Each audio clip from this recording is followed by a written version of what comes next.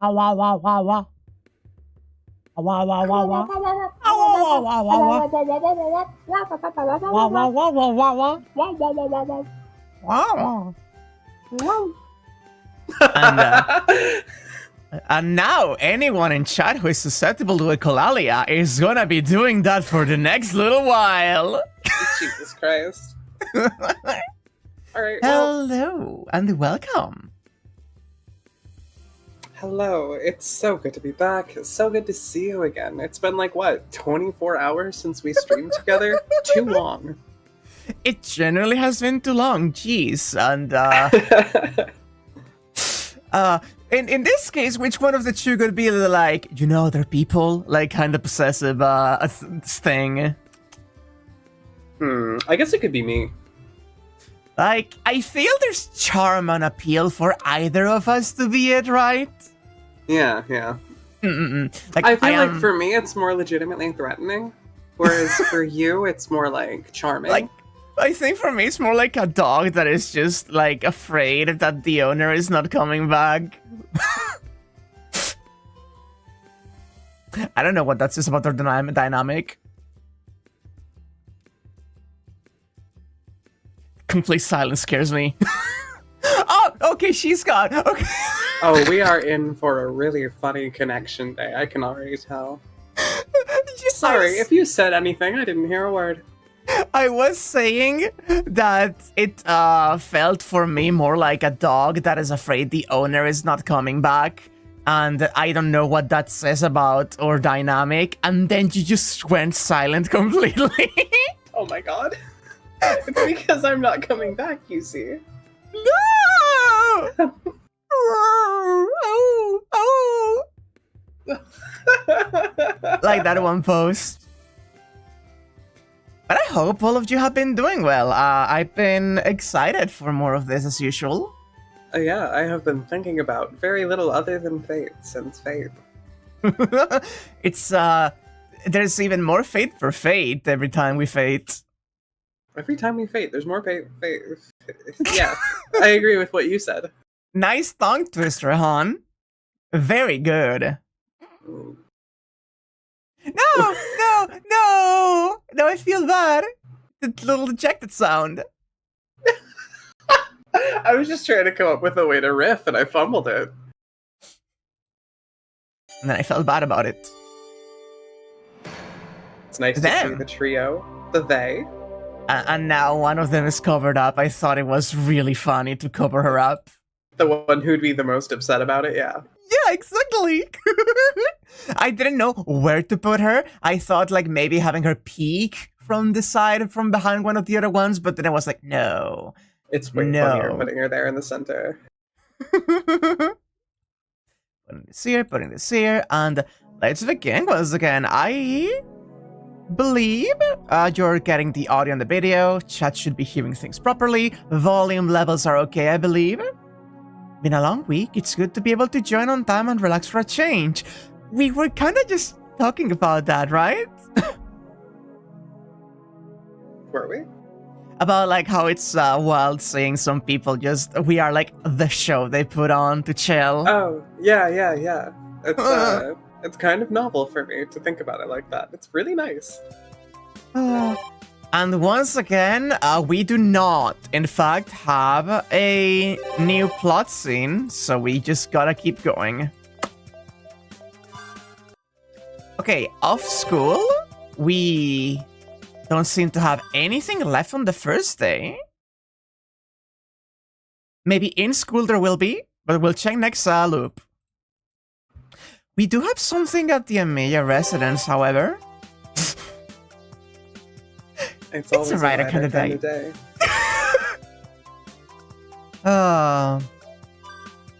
This has been a bit of a week for me at the very least. Oh, me as well. I've been streaming so much. Yeah. About the Holy Grail War. It already isn't the scene skip monster, yes, but there may be an option? Oh, there's extra content now to her backstory. Wait. Oh. The violet snake laps up the blood. 3 a.m. Tonight, another one-sided slaughter has begun.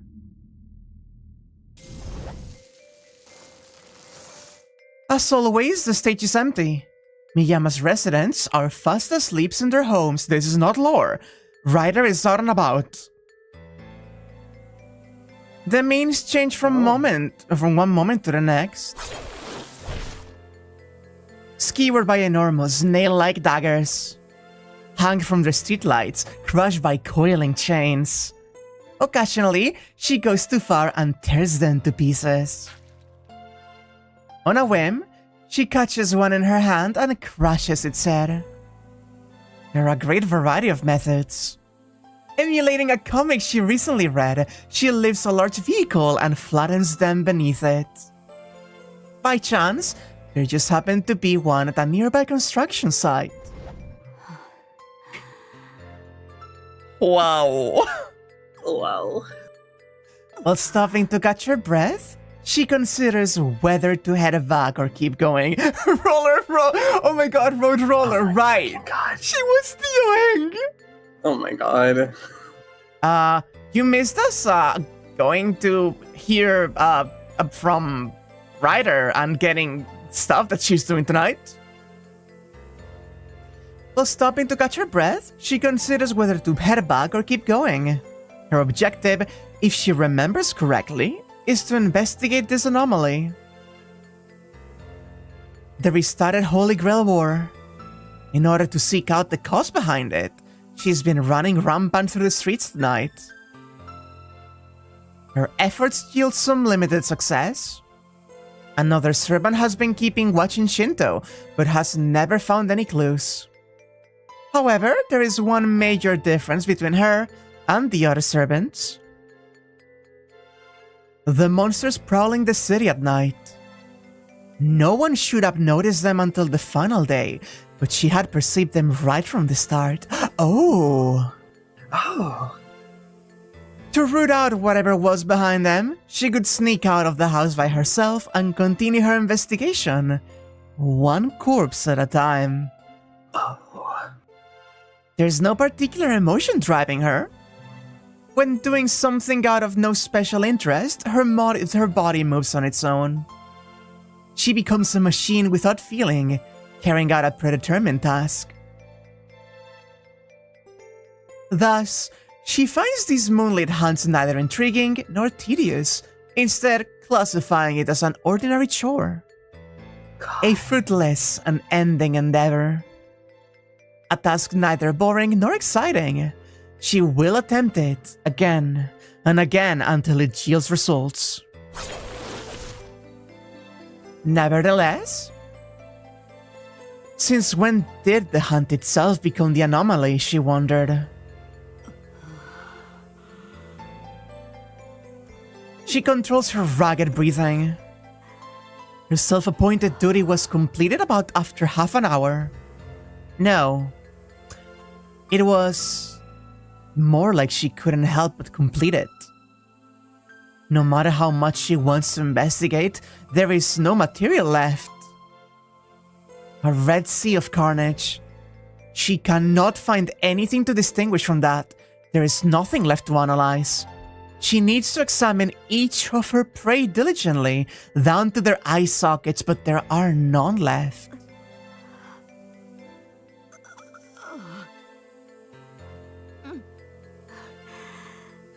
She controls her ragged breathing.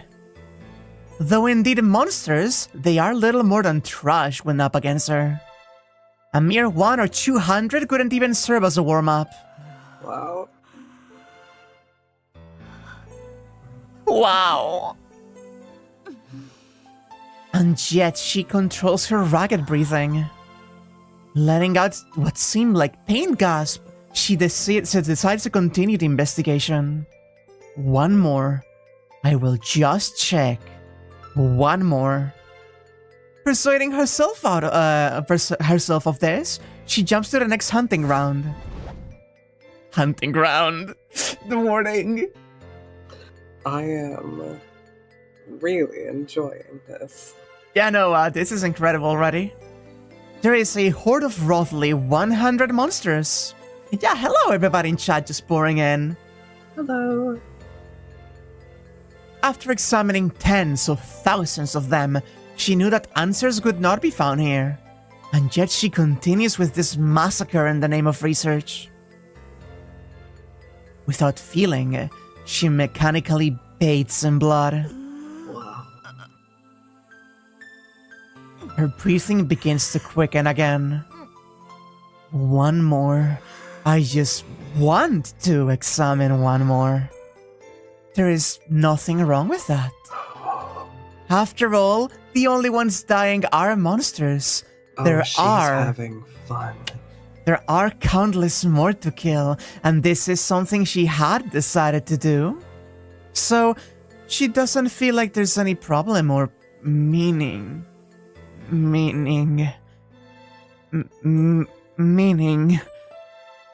in what she's doing.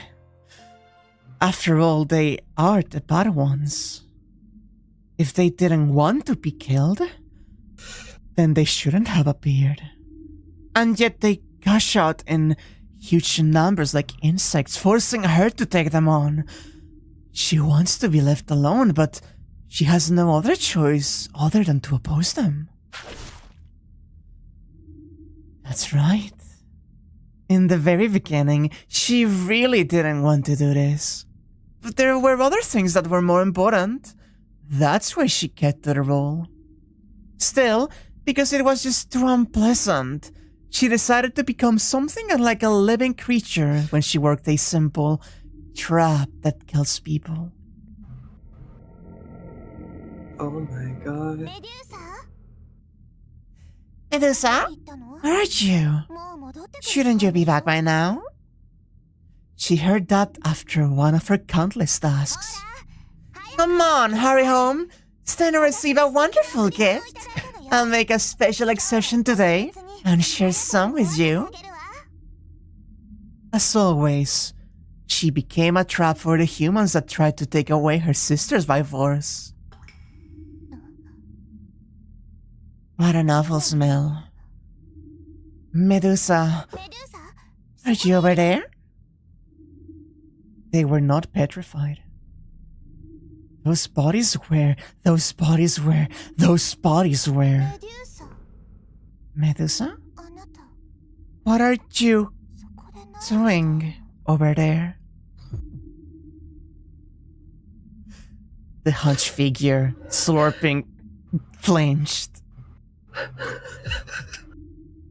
I don't want to remember. Oh my Back god. then, her sister's eyes, which always radiated with joy, turned stark white with fear toward her.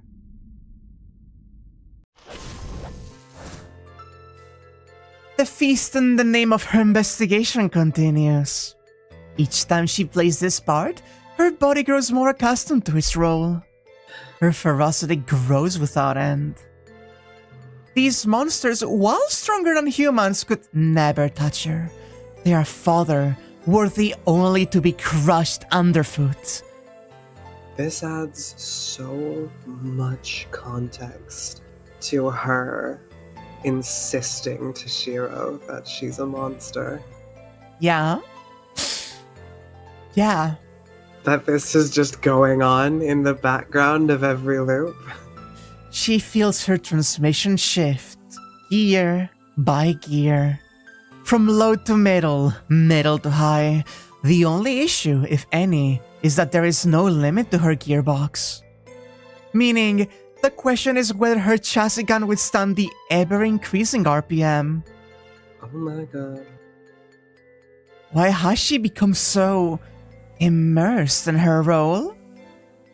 It must be because the enemy is so weak and the setting so ideal that she's given such priority to this task despite herself, she thinks. After all, the town is empty. The people vanish at the stroke of the midnight. Perhaps they were all killed by the monsters, or perhaps they never existed to begin with. It must be the latter. Those monsters are things that hunt down humans, but not once has she seen them kill anyone. They only act against those that are the same as them. These monsters only feel interest or hatred toward their fellow monsters.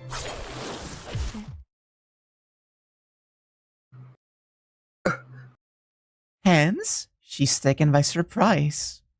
Boy. With the monsters present, she thought there wouldn't be any people around. So when a young woman... Yeah? Sorry to interrupt. And why did they go after Shiro? That's surely a question, isn't it? Huh. Now, isn't that a question to ask? My blood just froze. Like... So, when a young woman appears, wandering aimlessly into the park... Oh, hello. Though she knew it was human with a single glance, she slices through the woman without any hesitation. Her regret and confusion fade immediately. This was always a ghost town. So what if a human wandered in by mistake? Even if she didn't kill her, the monster surely could have. So it's fine. That was a trivial, inconsequential mistake that won't happen again, she thinks with a sigh. Oh, she's slipping. It's not fine. No matter what you are, no matter the circumstances, you've killed a human being. The dead woman's mouth proclaims her sin with a voice like a song. She stands up. Blood pours out from the open wound.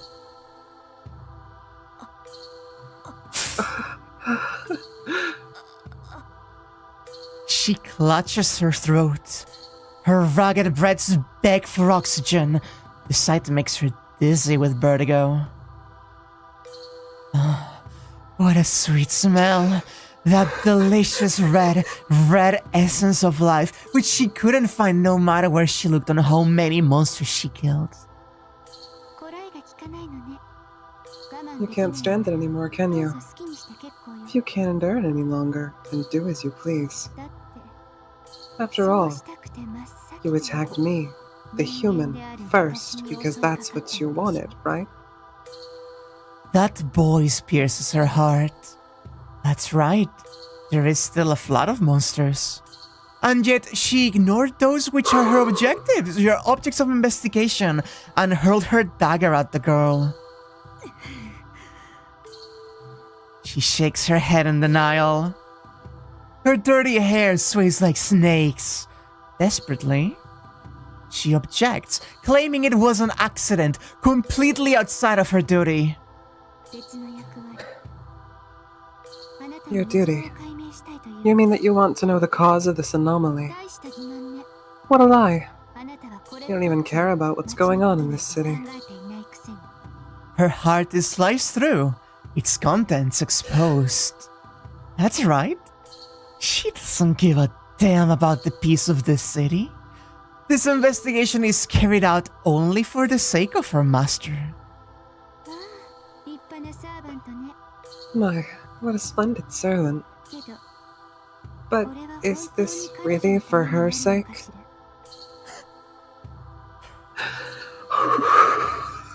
The air turns to poison. The woman approaches her, step by step. Not with her legs, but her words. Approaching not her body, but her heart. She's trying to knock down the last pillar remaining in her broken self. After repeating this for days on end, you must be tired of it all. I'll make this easy for you. Honestly, I'm sick of watching it as well. She throws her dagger toward the flapping lips. Her aim is perfect. It skewers the girl's tongue and splatters even more of her blood. Oh god. But even then... Admit it, Medusa. The truth is, you hold a grudge. A grudge against humans. In truth, you're enjoying this. Enjoying killing people. One moment. Sorry, Thank you. No. Don't apologize. You did the right thing. You simply don't need a reason at all. Though you say she's important, this is what's more important to you. The girl is still standing. Wow. The purple snakes are gradually blackened by her gushing blood. Choosing to function as a machine won't change the weight of the lives you took. Even if you cast your eyes down, lost lives will still linger. Keep living with that bottled up, and someday you'll lose sight of even yourself.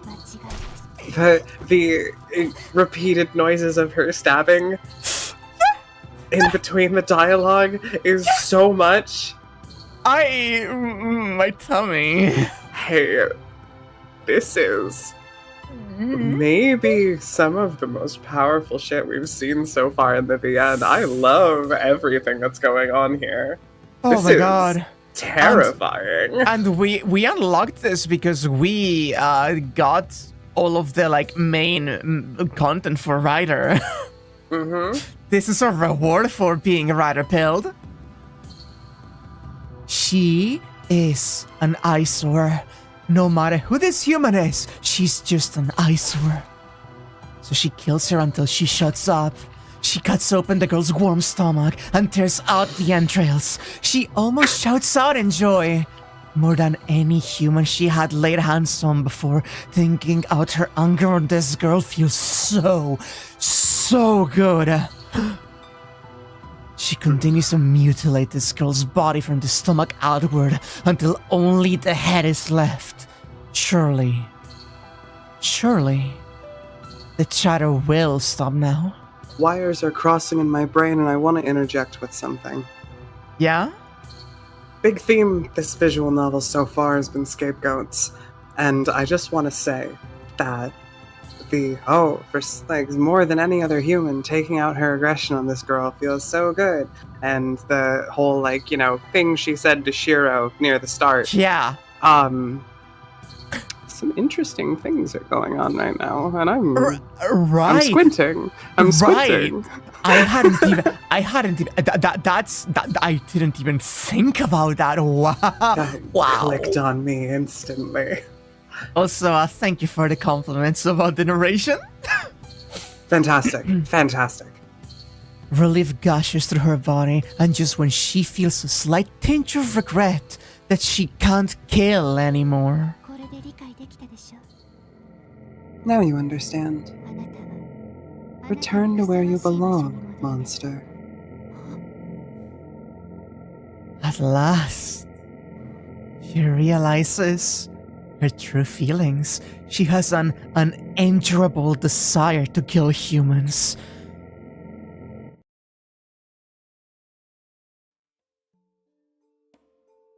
Once upon a time, there was a princess. One day, the people who had loved the princess started hating her, and they sent her off to an island far, far away. Compared to her glorious life up until then, the island was very empty. Frightened by the people who had gotten angry at her without reason, the princess prayed that no one could come to her island. Still, she was very, very lonely. She wept and wondered what she had done wrong. I believe this to be Zeno. You always cry when you're left alone, don't you, Medusa? We cannot permit our family to disgrace us, so... After a short time there, her elder sisters arrived at the island. I don't care about you, Medusa, but I suppose we could use a servant. Yeah, the Greek pottery art style is really good.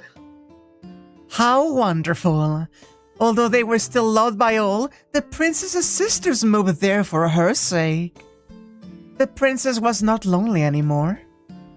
Although the island still had nothing, she was happy because her sisters were there with her. The only things left to fear were humans. Kill! Kill! Kill the monster! With great courage, they came to chase the princess away. Snatch! Snatch! Snatch the goddesses away! She could have borne it if that had been all. But then the people began to point their swords at her two sisters. To protect her sisters, the princess decided to take revenge. How wonderful. Yes, this time she could just do to the humans as they had done to her. She killed many humans. After all, even if she tried to escape, the princess had nowhere to go but the island. I don't want anybody to come. I don't want anybody to come. She had always wanted to be left alone in peace with her sisters, but... Stop, Medusa. It was the foolish humans who sought us out. The blame for their deaths fall on their own heads. But you must not take pleasure in killing them. Yet still they came, one after another. Since there was no end to them, she started experimenting with new ways to eliminate them more quickly. When the trap she had devised proved effective, she found it a tad funny. The purpose of your mystic eyes is to warn people. They should never be used to sow terror. But it was only right that those who had done nothing but scold the princess thus far should come to fear her as well. Stop drinking that. You're starting to scare your ally. No matter how infamous and fearsome she became, the humans kept approaching her with boundless ferocity. The sisters continued to scold the princess. The princess felt too ashamed to show her body that had changed shape a little. And she left the sisters she once dearly loved. In the end, she was alone again. Sad and lonely, she hungered for new sacrifices. And to think of it, in the beginning, we were the sacrifices. She laughed, bathed in red. That is such a potent image.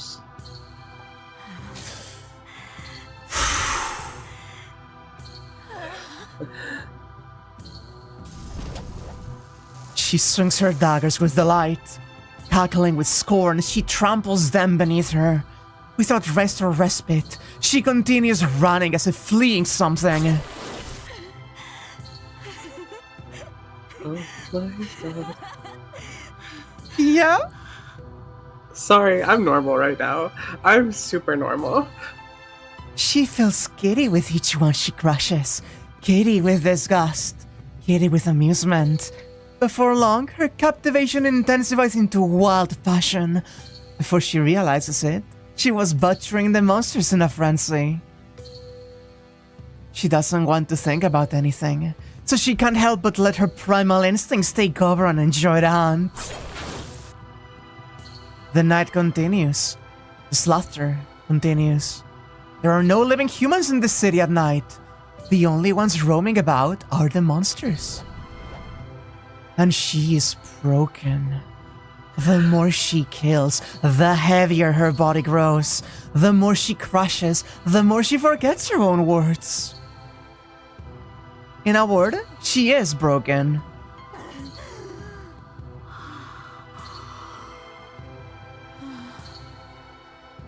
Can we just take a moment to just talk about how good Writer's VA is. Yeah? Yeah. Wow. She does those breaths really well. Yeah, she does. Suddenly, she lowers her eyes. Her body's beginning to change, just like that time. She does not scream. Her boiling head cools at an impossible speed. Of course this happened. There is no time for lamentations or ridicule. In that brief moment of absent-mindedness, she is stabbed without mercy. Monsters surround the wounded beast. The remains of her humanity are on the verge of death. Impaled by multiple claws, nothing is left of her body below the chest. She has been cut into fine pieces. What remains of the blackened monster can only last a few minutes more.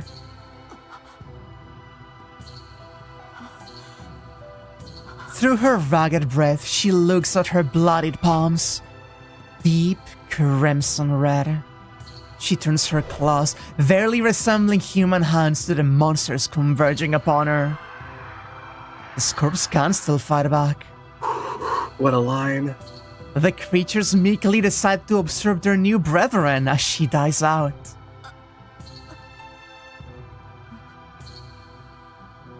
Even breathing is difficult. Though she is already dying, her body continues to transform. Surely it won't stop even if she dies. After what is left of the woman stops breathing, she will disappear and be reborn as a monstrous anti-hero with no trace of her original form.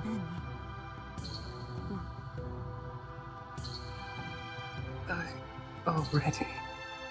She murmurs. Being still able to utter human words feels like some kind of lingering attachment, and it irritates her. Know that. Dimly, she looks at her deforming hands. She has known all along. She had confessed it to him as well. That her form was only temporary. That her true nature was that of a hideous monster. She was destined for ruin. From the moment she consumed human, her end had been determined. Day by day she grew. First her body crumpled, then her heart, and finally, her very being decayed. And all she ever wanted was to be stronger in order to protect her sisters. But in the end, even her sisters were nothing more than nuisances intruding upon her lair.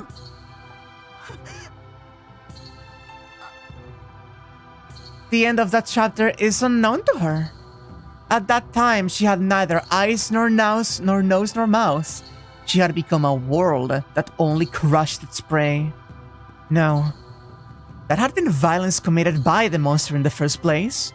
It had nothing to do with her before she changed. So it shouldn't be painful. But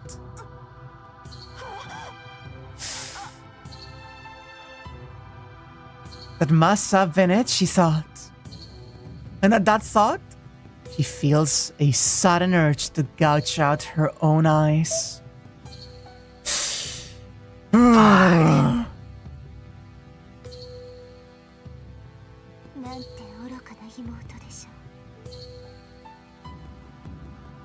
What a foolish little sister you are.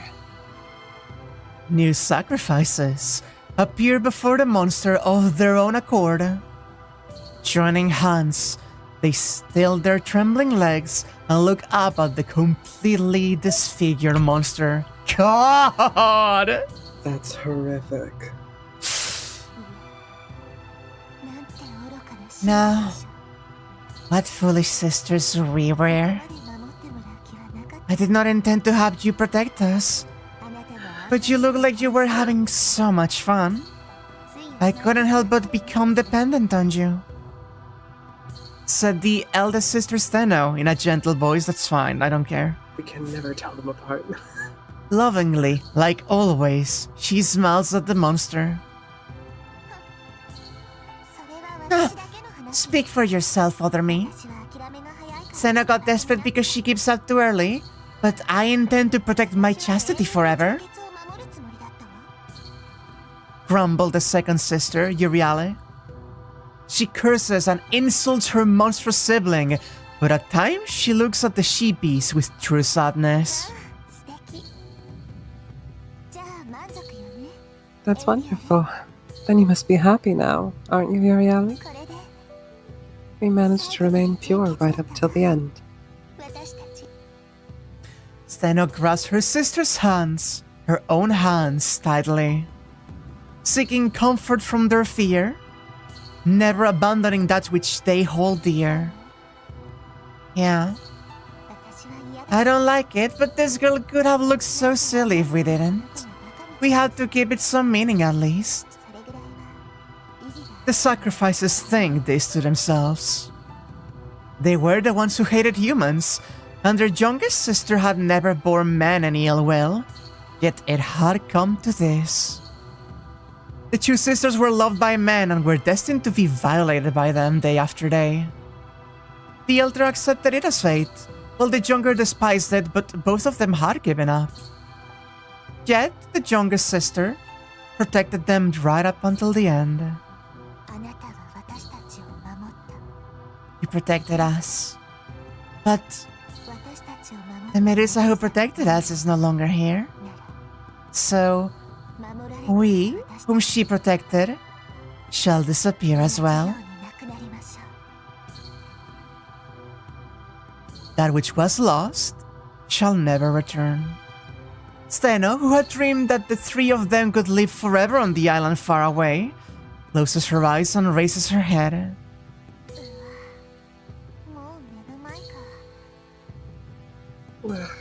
It's already in front of me. Well then, goodbye, my cute Medusa. Since this is the end, I'll just let this slip. You know, we were the ones who admired you. The days that have gone by shall never return. Euryale, who had believed that one day the three of them could escape the rustic temple and return home, smiles like she used to, and raises her head.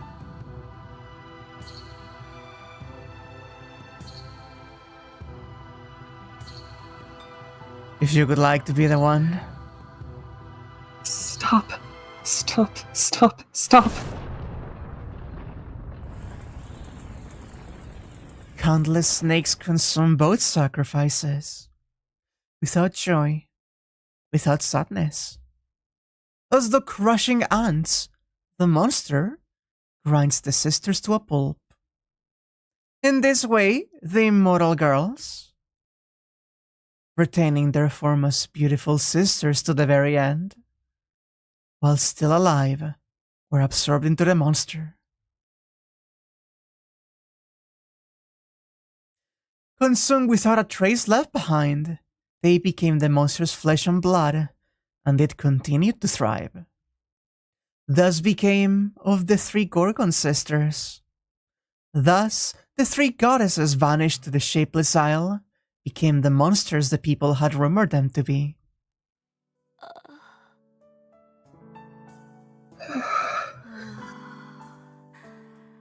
What did she love? What did she want? She had so little that was precious to her that she swore to protect them no matter what, and yet, now that she's heading to her death, while she's being transformed, she can't even recall it.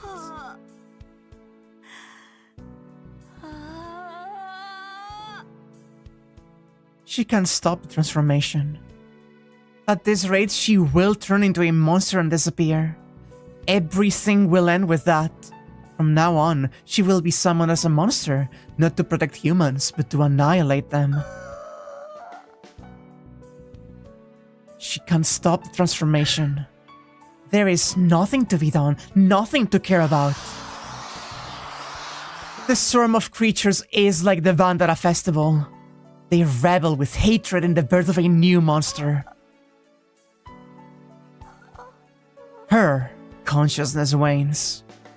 She has a feeling that there is still something left to do, yet she can't quite seem to place it. As her life comes to a close, she quietly shuts her eyes.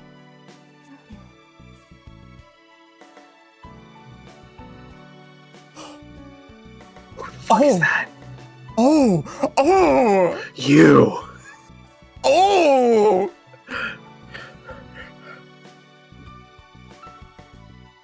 Hang on a fucking second. Yeah?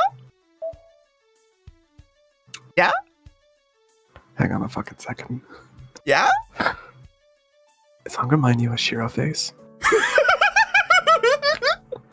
Is that him? Is that the boy? Is that the guy? Is that the motherfucker?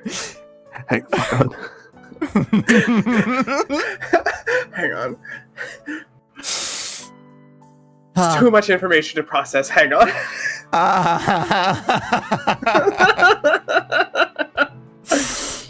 Interesting, isn't it? Interesting, isn't it? Yeah, it really is, isn't it?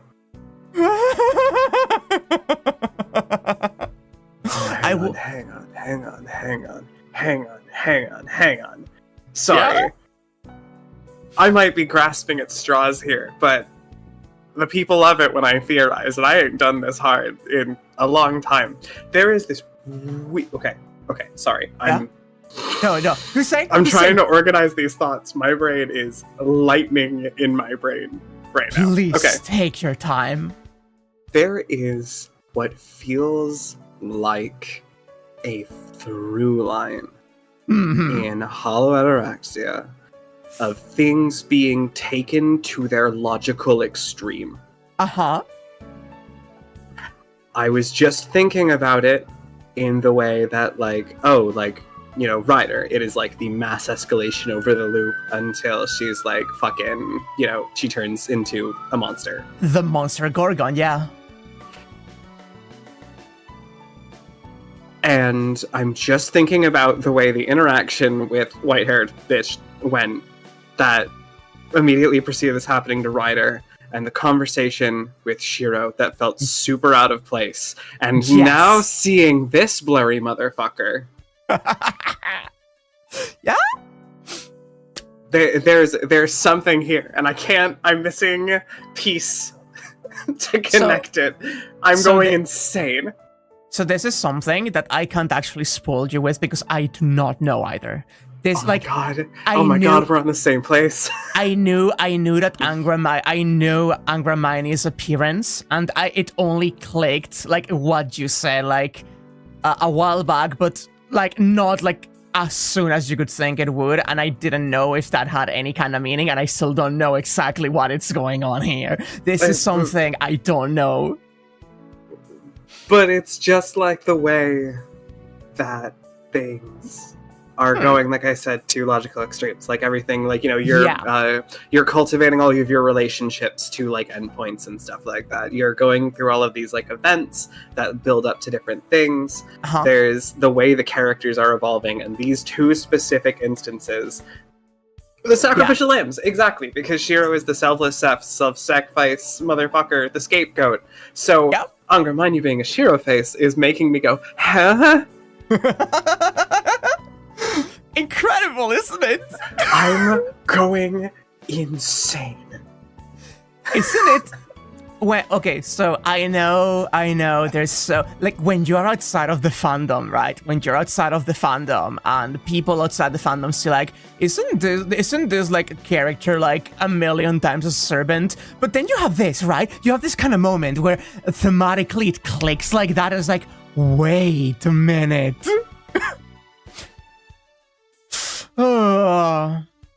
All the world Seamold having the same face as Shiro is definitely a whole fucking thing. What servant class was Gorgon again? Did you know what servant class Gorgon is? I think I do!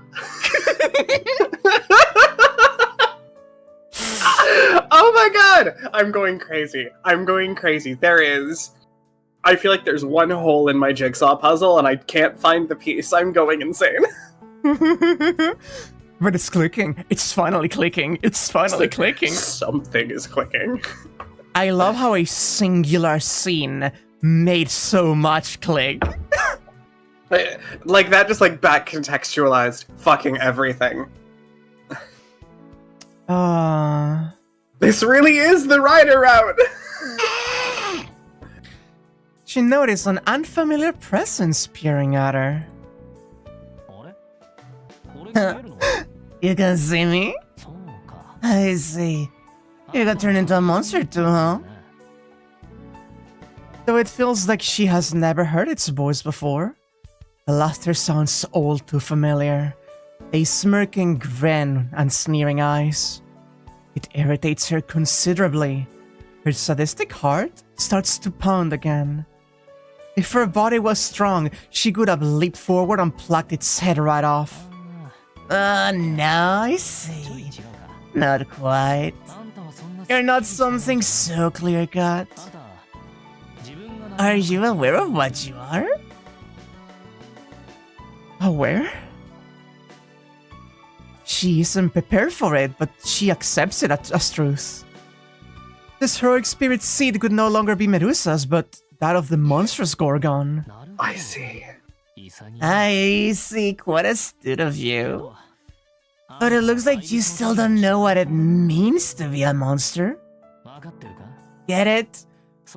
A monster doesn't attack humans to live. It lives to attack humans. It's a slaughter mechanism that's completely antithetical to human society. It acts as harmful toxin just by being there. That's what a monster is? Now, can you still call yourself one? She already knows that. From now on, she will embody that concept over and over again. Why ask that now? Since the beginning, I have... Since the beginning, she has been a monster. A monster camouflaged in human intelligence and appearance. If she could someday become such a monster, then her true nature must be the same. That's why it doesn't matter anymore. She roamed the city at night in search of blood, and found herself indulging in slaughter. Such a monster could shed its skin to reveal its true color someday, just like this. And yet it lasts. Heartfelt mirth. Heartfelt hatred. As if to scorn the woman who, by the minute, was turning into a hideous monster. I'm telling you, that's not the same. Look, a monster isn't something that kills on instinct. It's something that kills with unsurpassed reason. Fully exploiting its overwhelming superiority over humans, slaughtering without doubt or regret and writhing in ecstasy during the act. Now that is a monster.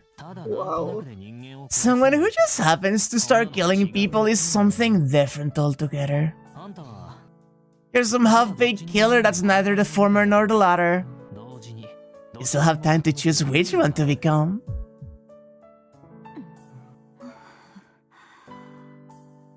Her intellect wants to just fall into the abyss already, but stubbornly clings to the cliff's edge. She continues clutching pitifully at the earth, wishing for solid ground. What do you mean? Don't you get it?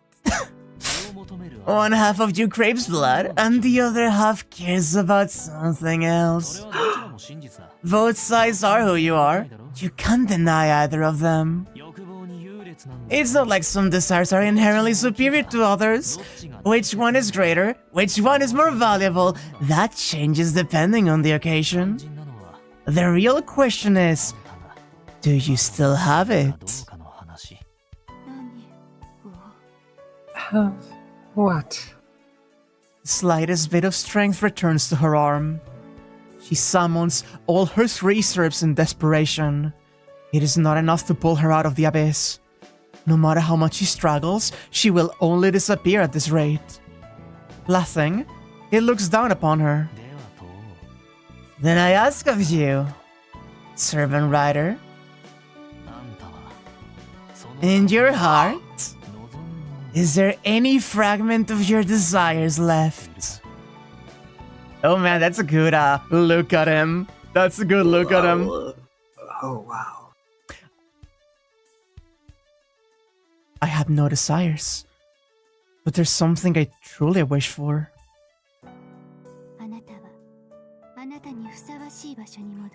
Is that the white-haired girl?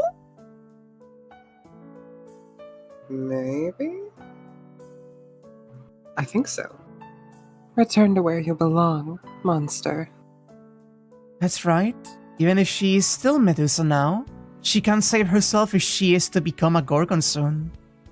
From the start, there was never a way to save herself. So she has no desires. No matter how happy days past were, if she could devour them all eventually, there could be nothing left in her hands. However, even one such as she can still save someone.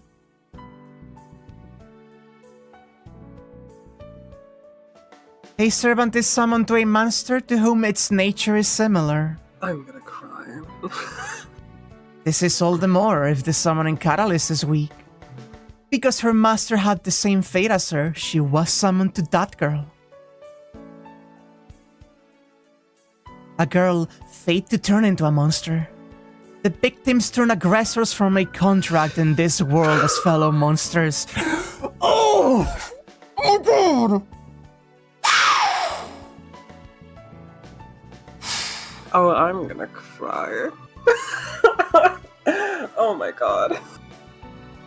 That's why she doesn't want her to end up the same. Although she can't change what she is, she can protect the girl who holds the same fate as herself. Her unfulfilled happiness, her irredeemable sin.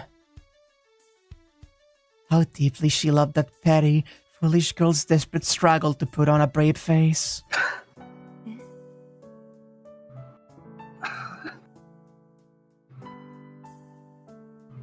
She stares at her hands, dumbfounded. Her transformation has halted, and she's fading away as her human self. Why? Because you're not a monster. How embarrassing! Because you have the desire to help someone, you just barely managed to become a heroic spirit. A human being. She can hear a voice from elsewhere. The speaker is near but can no longer be seen. Oh well. Oh my god. That's settled then. Your anguish will follow you for eternity, but as long as you have that wish, you won't turn into a monster. And as long as that anguish follows you, you will never come over to this side. The presence fades. The shadow gives an all too friendly wave and disappears. Wait. You are... Coughing blood, she calls out to the figure. What a persistent snake lady! You got some impressive vitality, but just die quietly this time. And when you wake up, be sure to apologize to your master. It's kinda hypocritical coming from me, but master and servant have to get along. Snickering, it finally disappears. In the end, she thinks it resembled a young man she knows very well. Oh my god. Ah, that's right. She heaves a deep sigh. She lowers her clinging arms. Really, I always am such an idiot. And this time, her eyes finally close. Relieved that, rather than merely dying, she has recovered her wish, she murmurs. I'll be home soon, so wait for me. Sakura. Swearing a promise she could never keep, the beautiful figure vanishes from the earth.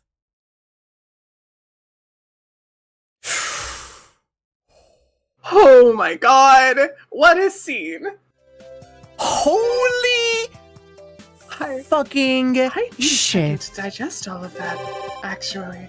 Start to finish. No. My Okay, because God. firstly, we've got the crazy plot things that I went through already, and then we got into some of the most beautiful thematics and dynamics between my two favorite characters. Haha, surprise. Oh my God. That was some of the best prose in all of Fate that we read. Like, that was some of the best. Yeah, okay, cool. Chat agrees. That was amazing. Genuinely fantastic. I'm kind of going insane right now. That was so much to take in and so emotional, and I don't know how to handle it, actually. Oh my gosh, sorry. My mind is still racing.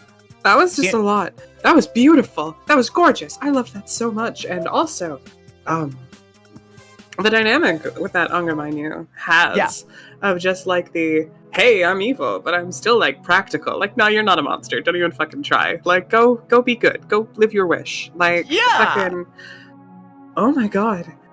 Incredible. I'm like lightheaded because I've been like gasping so much. It's incredible. No, that was incredible. Oh my God. One moment, I'm checking. What we get? Ooh, that's what we got.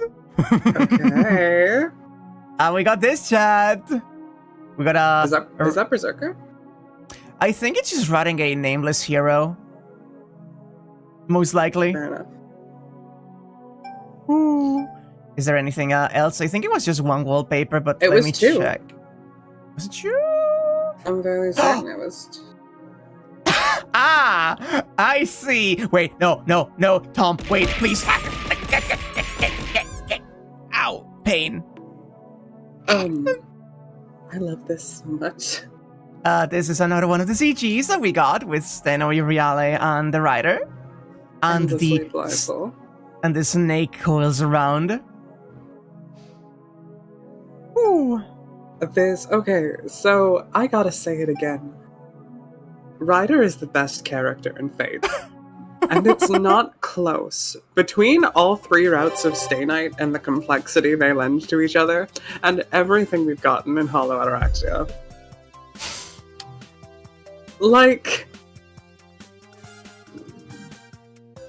Also, sorry, I didn't read the Angra looked at you in the AI and said, nah, bitch, we gatekeeping this, stay out. What a bitch. No, but that was incredible. That was incredible. Like, plot developments and best girl. Deep soul-searching content. And the fact that at the end of the day, everything is about Sakura. Yeah, and at the end of the day, she clings to her humanity for Sakura. And that is as much of a part of her as, like, the idea of the monster Gorgon is. The fact that that is the way that it's connected, that her and Sakura are the same, and the fact that it's the specific connection they use of the victims becoming the abusers, oh my God! Yeah! It's so peak! Yeah! And they save each other through it. They save each other. I'm gonna cry. And they were both girls. They were both girls. What a beautiful fucking thing. Okay, so there is one thing I do have to mention myself that I have realized here. Mm-hmm. And that is, I mean, currently we're looking obviously at the shopping district with Ryder because it's a time loop. Even if she dies in one timeline, she's always going to be showing up just like Archer. Uh-huh. However, we have had Saber, Archer, and Ryder have really potent, dramatic moments of dying. Yes. We are replicating the Holy Grail War. If we go by those rules, those deaths may not be sticking, but if we are considering the Grail filling aspect of things, there's 4 servants left. God, that's interesting. There is a non-zero chance that we will see Lancer, Berserker, Caster, and Assassin die at some point. I am genuinely, like, dizzy. This is so good. Oh, gosh. I gotta wipe tears out of my eyes. That was so good. That was incredible. At some point... Oh, new things in top... Could this be? Could this There be we the one go. I think it is? Maybe. Are you, good to keep going? Ready? What? Yeah, let's go. Could this be? Oh god, okay, no, it's just music. And so the investigation met its end. The convergence point of all events, the terminus of all possibilities. The one and only key that can definitely bring an end to this case. This is going to be a joke. This is not serious. There's no way this one is a serious one. There's no way. The conclusion I've come to after long thinking and speculation. Oh my god, it may be this one. It's the fucking chest. It's the trunk. Is that supposed to mean anything to me? No, not to you, only to me. Okay. Look at Shadow. Indeed. The conclusion I've come to after long thinking and speculation. That's right. It cannot be anywhere but inside this. Day 1. Let's talk about the cultural festival. The one who began talking was Mitsuzuri. She had come to talk not as a member of the archery club, but as a representative for all of the athletic clubs. Is it really your birthday, or do you mean like birthday as in this is a fucking gift? Let's talk about the cultural festival. The one who began talking was Issei. In order to make sure the cultural festival was successful, he had requested a seat in the talks with the athletic clubs, who had yet to come up with an unified plan. I get it. In that case, how about my place? The one sitting between them and shrugging her shoulders in bemusement was Tosaka. Tosaka, who happened to be present by coincidence, volunteered to act as mediator. Great, so let's go with that. Sorry about this, Emiya, but... Please, set up for tea on Sunday, okay? Faced with the sight of the three of them in such perfect harmony, all I could do was nod. Happy birthday, for real. Yeah, happiest of birthdays! It's peak time. Our present for you is peak. Oh, happy birthday, we got you peak. And that's how I ended up in my current situation. In preparation for Sunday in 2 days' time, I purchased 4 people's share of tea cakes and head toward the Tosaka residence.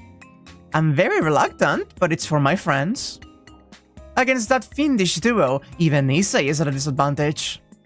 All I'm able to do is pretty much just be present and prepare the meeting place beforehand.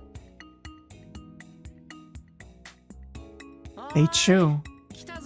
Hey, I'm here, Tosaka! There's no answer, but I told her I was coming today. I'm also carrying a lot. For the time being, I'll go inside.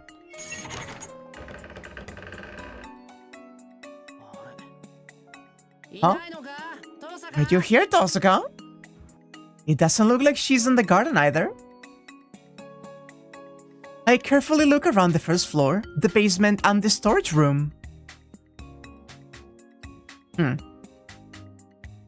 No sign of Tosaka. She carelessly left the door and window open.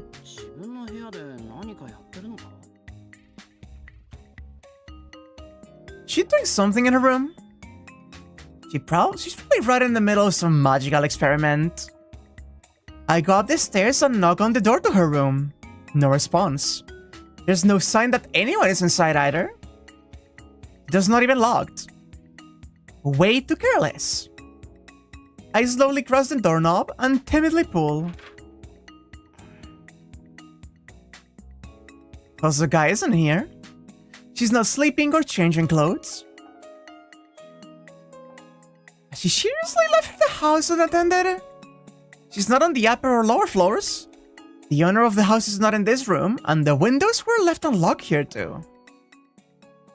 Even for Tosaka, it's hard to imagine she would just rush out and leave the windows, doors, and boundary field open. For all of her bad habits, the biggest careless mistake here is that there are way too many flaws in everything. What happened? The top of her desk is in complete disarray. A familiar chest has been dragged out from the corner of the room. There's a half-empty teacup on the desk. A suspicious item. Everything around here is unnatural, but this unnaturalness is different from usual. Did I mishear?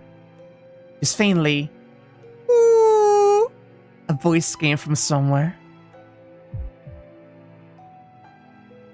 Girl was tightly packed inside the box. No.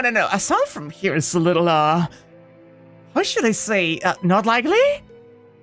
However, I get the feeling she's in here. I mean, it's a stupid delusion.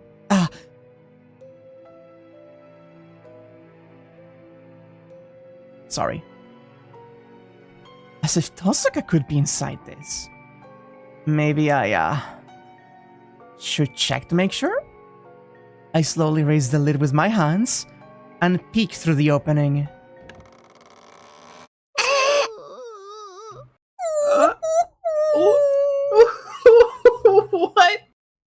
What the fuck? What are you doing in there?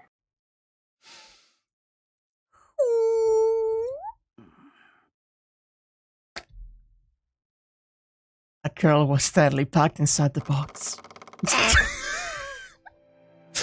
I closed the lid. I rub my eyes.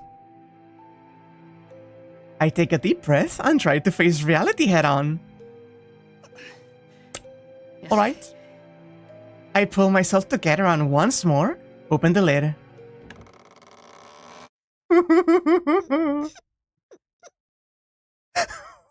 Oh my god, she's so sopping right now.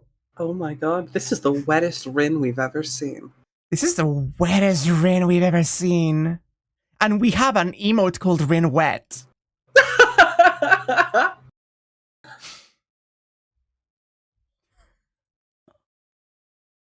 We stare at each other for a few dozen seconds. Just a minute of complete silence. There should be a sticker. This illusion before me, looking embarrassed at being discovered. Yeah, surprised. Gave a forced smile with all of her might. There's no way. There's no way such a ridiculous situation like Tosaka being inside the chest could happen. But no, it's really shaking hard. I don't want to admit it, but Tosaka is really inside? A girl was pitifully packed inside the box. Why are you making a face like a depressed writer for a post-war pulp magazine? That is so specific. That is so specific, Rin. That's weirdly specific. Which war are you even talking about? Wait, what the hell is this? Tosaka was really inside. As I stand there in shock with a grunt of exertion, Tosaka climbs out of the box that was smaller than herself, as if any sense of distance and perspective had become all wacky.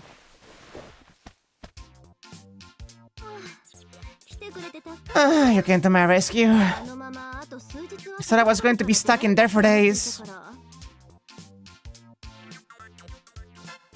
I look back and forth between Tosaka and the chest. Much larger than chests associated with Tosaka usually are. Shut the fuck up! Oh, that's great. I thought I should clean things up a bit, so I was tidying up the chest. I propped it open with a stick so the lid wouldn't close. Propped with a stick? Ow! What's with that? Anyway, after I crawled inside, one thing or another happened. Somehow it goes without saying that the volume and appearance of that chest don't sync up. And then... So the prop stick fell while you were inside. Correct. It's a pretty daring stick to betray its owner's trust. I'll have to punish it later. She's muttering something I do not understand. So, She was stuck because it can't be opened from the inside, huh? Well, that's how it is. You really saved me there. I tried whatever I could to get out, but... This is the prop stick that betrayed Tosuka. It's surely a treasure itself, so, wouldn't it take offense to be being treated as a support prop? I take it in hand. It's surprisingly heavy. Huh. This isn't plastic? Since it has a circular top, it's going to slide if you use it as a prop. Something else would be better. Wait. What are you doing, Shiro? Sorry, Tosuka, this is your... Anyway, just let go of it. Tosuka lunges at me, trying to snatch it away.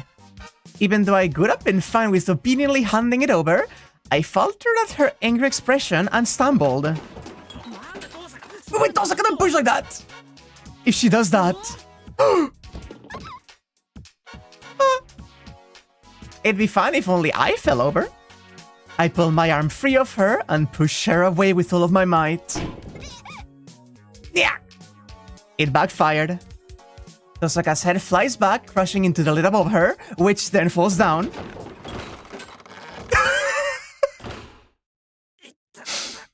Ow! Something collided with my lower back painfully. In the darkness, there is a soft, supple sensation as something rests on top of my body. No mistake, it's Tosuka.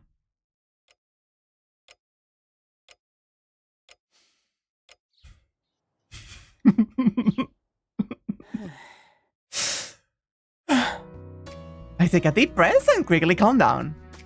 The speed of this mental switchover is something that makes me Yashiro a reliable man in a crisis. Right? I'll explain, Tosuka. It's probably difficult to understand, but the two of us seem to be trapped. How could you be so calm about this? And after shamelessly making someone hit the back of their head like that so hard? Sorry, I was at least trying to at least get you outside. It's the lid that's at fault. The lid! I tried to persuade Tosuka as she flies into a rampage on my chest. It really hurts, you know? She slams her fist into my stomach as if it were a punching bag. I hope those Susuke karate punches of hers aren't going to leave a bruise. Hey, Tosuka. Are you satisfied? Yeah. I've calmed down a little now. Give that back. She snatches the stick and flings it away. Does Tosuka really care so much about that item? Is it a keepsake from her childhood or something? Emiya-kun? I have trouble breathing when she whispers from so close. Just a sec. My arm. Is it sprained? No, my hand can't reach from this position. Take the case from my skirt pocket. Oh. I extend my hand. Oh, that's right. I might end up touching her in strange places this close up. No. Calm down. Calm down. No touching anywhere strange, alright? Where's the pocket? Here. It was in a place where I could graze her bottom by mistake. My fingers make contact with the case. I tag it out and pass it to Tosuka. Now then. With a bit of squirming and twisting, we managed to separate our bodies. We couldn't stay tangled together forever. Wait. This chest has two people in it and yet there's still space left over? Tosuka, what's up with this box? Is what it looks like? This is a warp space that can contain whatever is put in, regardless of the size. It's a small magic box that you can simply escape from right after you've been put in. Right after you've been put in? Is there really no way out? If it's open from the outside, then there's no problem, but opening it from the inside is difficult. How do I put it? I suppose it's an issue of the rules. Rules. By rules, you mean, the chest rules. Obviously, it's a chest after all. If something in it could just arbitrarily leave, it'd be troubling, wouldn't it? This is the Great Master Selred's favorite chest. It goes without saying that it stores and safeguards its contents perfectly. I fucking hate Selred so much. Selred? Then it's in the same class as your jewel sword? Exactly. A magical box created with a second sorcery. The box stores things not by increasing the size of its space, but by fluctuating the volume of the items put inside. As a nonsensical side effect of this, time inside the box differs from that of the outside world. An hour in the box corresponds to a day in the outside world. It might be a strange comparison, but it's similar to a cold sleep. 1 hour is a day? In that case, if we spend 3 hours in here, Sunday will already be over, won't it?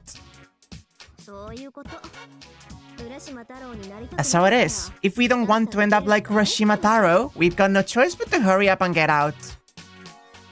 Hosoka lets out a sigh. She'd finally been able to get out, but due to my clumsiness, she's right back where she started, so perhaps it's only natural. I understand that it's difficult to escape. However, there's no barrier to protect it from the inside, right? The box might break, but if you hit it with offensive magic, it just might... Emiya-kun? Where did you get those? I love the glasses popping up as soon as she starts being a fucking nerd. Also, sorry, chat. Have you tried having sex? That's usually how this setup works. You're right. This is the chest that only opens up when you have sex. Let's say you were locked up in a vault. Could you think of escaping by setting off dynamite inside of it? Ah. Obviously, before the box could break, we'd be victims of the blast. Firstly, with my magical power, blowing the lid off could be impossible. If I had the Great Master's Jewel Sword, it would be a different story, though. I see. And what about your glasses? What? They're a magical item, right? No, they're just for show. Then why'd you put them on just now? What you mean? It's for when I'm in the mood to give information. I fucking love her so much. They are her info dumping glasses. Oh my fucking god. Let me just put on my info dump accessories. So they're not some sort of key to escape? Of course not! If there was such a thing, I could have gotten out of here by myself. It seems like a hopeless state of affairs, and yet... I'm surprisingly calm and composed. So what then? We're really stuck in this? Yep. I don't want to say it, but we really are trapped in here.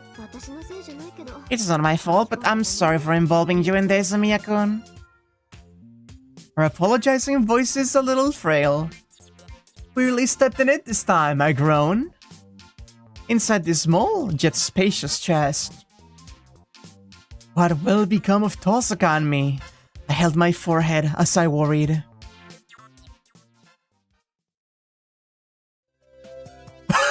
Will you give me just a moment to run to the bathroom? Yeah, of course. Thank you so much. We are stuck here for real! That is actually so funny. I did not expect us to be stuck in here for the next day. Holy shit. I need to sit.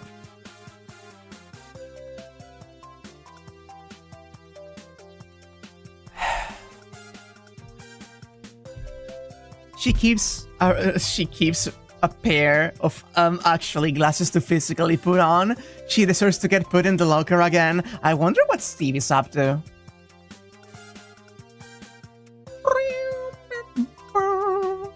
What a pair of scenes back to back. Holy shit.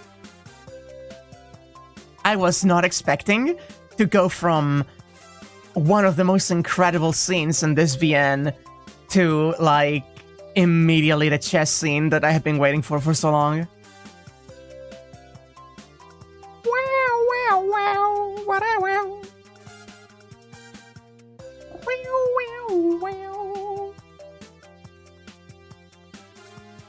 It is only now that I'm looking at them up properly that I'm realizing the difference in scale of the Emilia state with everything else. A time warping box that's bigger on the inside? That sounds oddly familiar. You will need to catch up on what occurred prior to this. Oh my god, you have no idea. It was literally one of the best scenes in the VN. You may have created a sticker of Rin with glasses for Discord to use for experimentation. And actually, Rin actually, god, I fucking love her.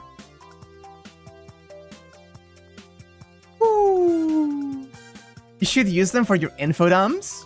I know that Anya has been wondering about getting a pair of fashion frames, but has been a little bit of worried about, about getting fashion frames just for the aesthetic. And I think we should all encourage her that she should in fact get fashion frames. May you inquire who was involved in that said scene? Writer. It was a writer scene.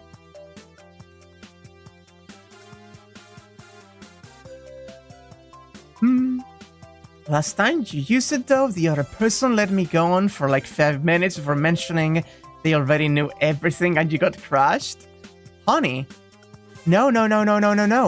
That's the best things. That means that they were listening, not because you were explaining something new, but because they enjoyed hearing your info dumping.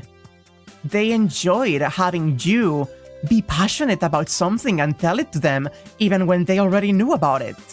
That's incredibly special. And you should feel proud of that.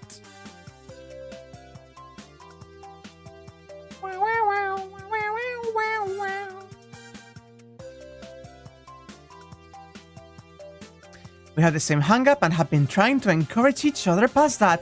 Yeah, you gotta. Listen. I am someone who has worn glasses for most of my life. And I remember my sister making a big deal of wanting to get like contacts, and eventually I caved in and got contacts for some cosplays at some point.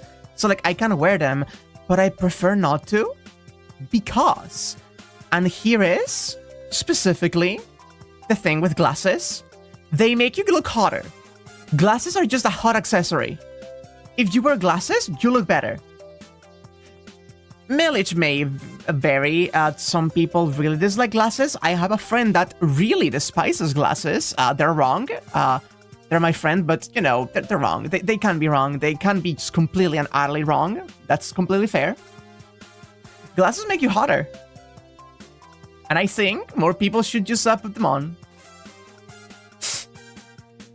I will say, in the US at least, those who actually need glasses do tend to get more irritated with people who wear them for aesthetic. Why? I, as a glasses wearer, do not comprehend why that's a thing. Like... No, I don't get it. The only disability aid that makes you hot? No, disagreed. Canes? Wheelchairs? No. They consider appropriation. Get the fuck over yourself. What? I'm sorry. Like... I think people should, I think canes, wheelchairs, and any other kind of mobility option should be, more normalized and more aestheticized. There is so much regular, I want to say, cane and wheelchair, use in media. And, I know it's, it's already difficult because, society is not fucking built for disability, so it's already expensive and difficult sometimes to, get just a mobility aid that specifically also is tailored to your specific needs, to also have to look around to find something aesthetic for it. But when people get prosthetics with like stuff that they have made themselves, or like that is not just trying to emulate a regular limb in some way, and they're like adding their own flair to it and everything. That is very special. Hello, I'm back. Welcome back. We're talking about people with fashion frames, and it's mostly because these folks had issues getting bullied because of their glasses in school, so seeing someone use them only for aesthetics and be rewarded for it makes them mad. Oh no, we shouldn't fucking have school be free, because what about the people that paid already for the tuition, huh? It's the same as, like, the people complaining that, like, alt fashion is popular now because of people who were bullied for it in the past. Like, no, this is a good development. It's good. Fucking normalize the shit. I'm so sorry that this happened to you. I have to say, I'm quite firmly in the camp of fashion frames cool. Yeah. Some people just look better with glasses, and that is an absolute fact. Also sorry, but I just read back to Denti saying that some people think about it as like appropriation, and chat, as someone who wears glasses, you can have the pass. You have She's the glasses us the pass. I'm giving you the. I have also received the pass from one of the lab techs. You have the glasses pass. God. Oh, you said sorry. My bad. Chat is big, and everyone's name in my chat is green right now.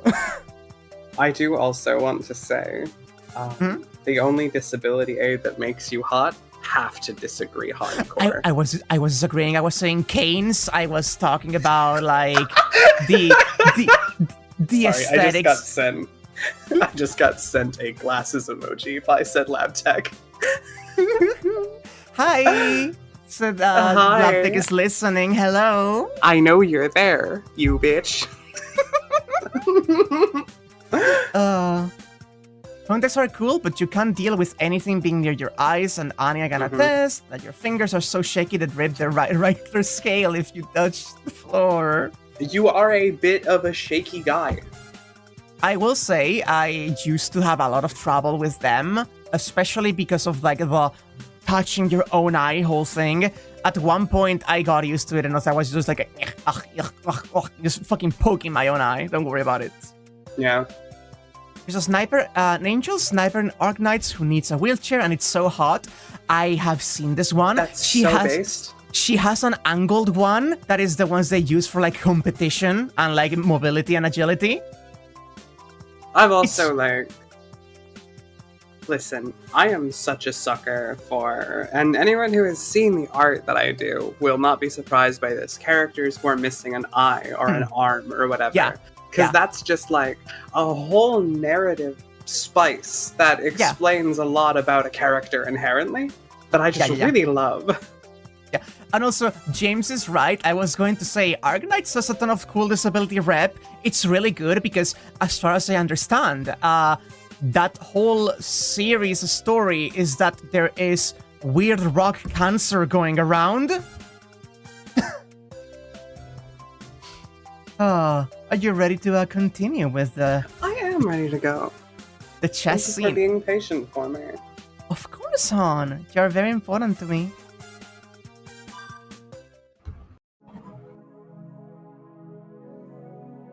Day 3. A day had passed. For us, it had only been an hour, but to the rest of the world, the sun had come up and gone. Yeah, I'm getting a little tired. Yeah, same here. I speak without meeting her eyes.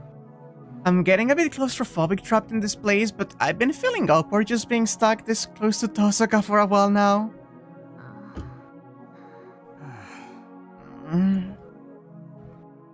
Well, I couldn't mind staying like this forever, but cramped spaces aren't too healthy for the mind and body. I should start seriously thinking of a way out. That's right, we can't stay like this forever. One moment.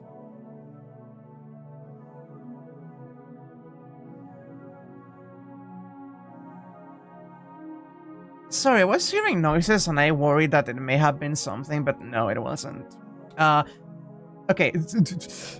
I'm not going to say anything. I can talk about this in private later.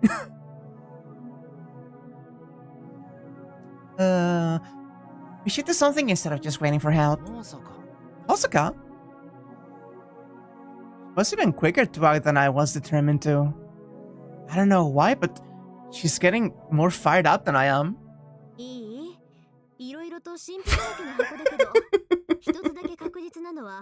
She put them on again. I can't get over the glasses. Okay, this is a box full of mysteries. The only thing that we can be sure of is that the lid is physically connected to the outside. This is simply an absolute law. In that case, before thinking anything complicated, we should try brute force? That could work. The lid is right above us, so the two of us should be able to push it open. With that decided, we take immediate action. As though feeling a cushion to check its firmness, we delicately place our hands against the inside of the lid. 3, 2, 1. Push! Fronting, I tried to stand up straight. Damn it, it won't budge. That's the great master's chest for you. Stop admiring it, Tosaka. That's it. I pick up the stick from earlier. I can just wedge open a small gap under the lid and maybe I can pry it open? Forget about the stick, Shiro. And how about this? I turn upside down within the chest. If my arms can do this, I'll use my legs, which have 3 times their power, and my back, which is 5 times as strong. And if that doesn't work, I'll just reinforce my legs and try again. But before that... What are you touching? What are you... Ah! I'm struck by an absurdly strong blow. As I was moving, my arm hit Tosaka's breast and my head came into contact with her butt. It may have looked like I was peeping at her from underneath, but still... Ow! Tosaka! Could you raise your leg? Like hell I will! You weirdo! Pervert! Oh! Water fountain! Careless apron! Water fountain? What did you think, Kirk? What do you mean? I have no idea what she might have meant by that. The last bit was just gibberish. Okay. The attacks are becoming more accurate. She sent me for a KO. Oh, I taste blood! I get it, so stop! Would you stop it already? I returned to my original posture. If Tosaka had kept hitting me like that, the fucking sound. The sounds are so evocative. I am remembering some of these sounds from like some of the fight scenes. At least my soul would have escaped this box.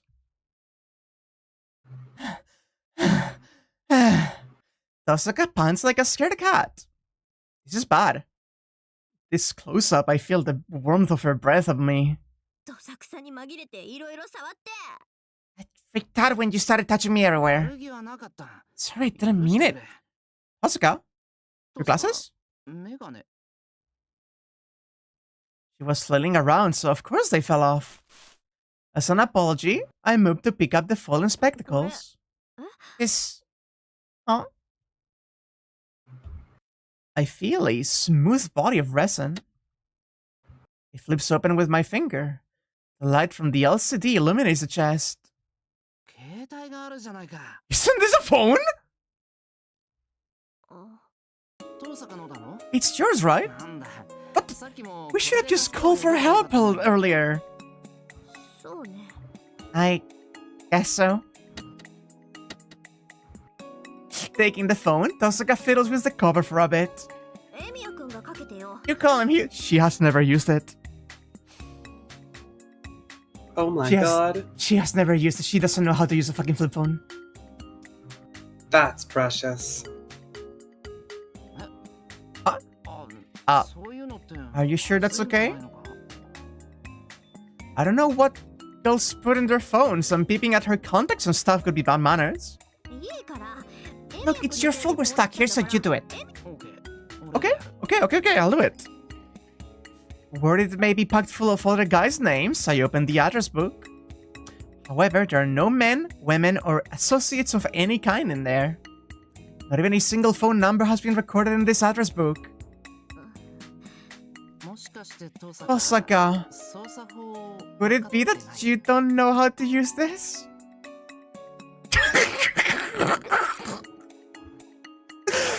That's one of my favorite fucking Rin faces. That's like my favorite Rin face. That expression, that just guilty caught like ha ha ha ha. It seems I was right on the mark. I won't rub it in. That's so like her. Oh, the batteries lasted well. 110 and 119 are probably no good. Letting the public authorities into Magus' workshop isn't a good idea. In that case, I could call Mitsuri since she's heading this way. Wait, I don't know her number. Come on. Remember phone numbers. My house, Fujimura Group, Somurahara, Rito Temple, the Mata residence. No. Somurahara and the Rito Temple are out. With the way things are, we can only request assistance from another Magus. I wonder if we'll get any signal in here. For now, I'll take a chance on calling home. That's definitely the best way. Saber, Ryder, Sakura, anyone who might easily grasp the situation.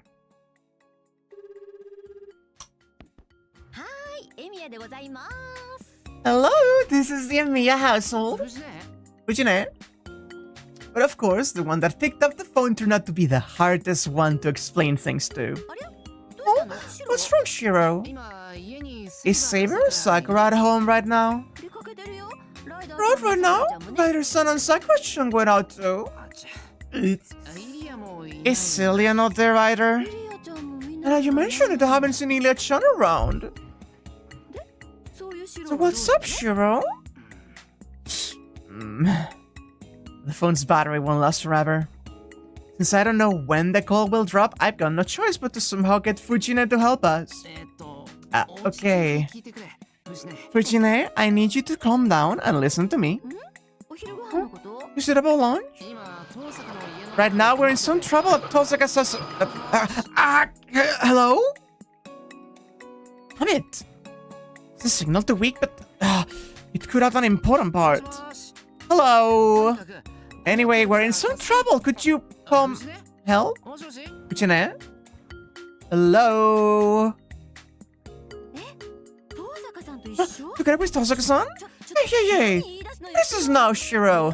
Didn't you say you could go to Europe alone? Huh? What did Fujine just say? Come on, your big sister saying that kind of thing is no good. Forbidden. Absolutely not. It is way too early for you to be traveling with her alone. Even if a man and a woman are cleanly and properly together, it's always again and again no good. What the heck are you talking about? That's why I said to come... What the... Disconnected. I didn't even have a chance to ask for help. On top of that, something in there didn't completely add up. Calling my house was no good. Fujine was being weird, but perhaps Saber and Sakura out too. Hey, one moment. This is a Selvage fucking chest. Did he just call a timeline where Rin is still in fucking London?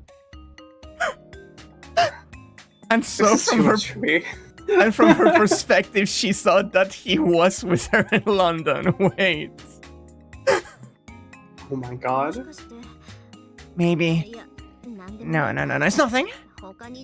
Is there anywhere else we'd be likely to get in touch with them? If Ilia's out, she might be at the Fujimura group. Old man Raiga likes to dote on her.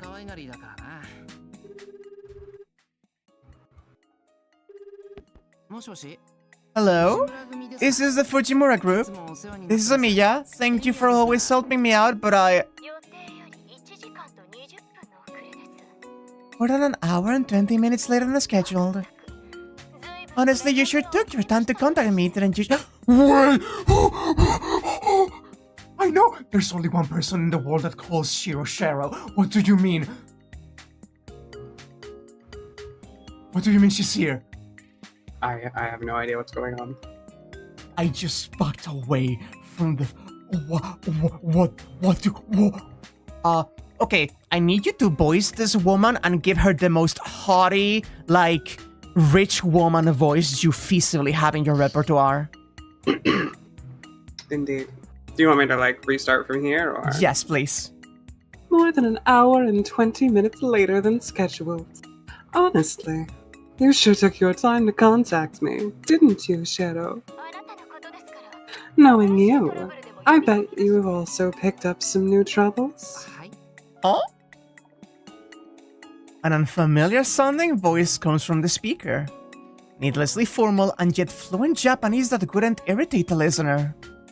Somehow, it's a bit like Saber's voice, pure and clean. No, this isn't Miya, but am I speaking with the Fujimura group?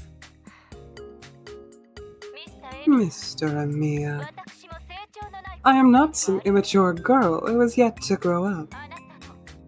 Your total lack of tension makes me want to shoot out the windows. Do you think you're being charming now? No. That is, pardon me? For some reason, I'm humbling myself.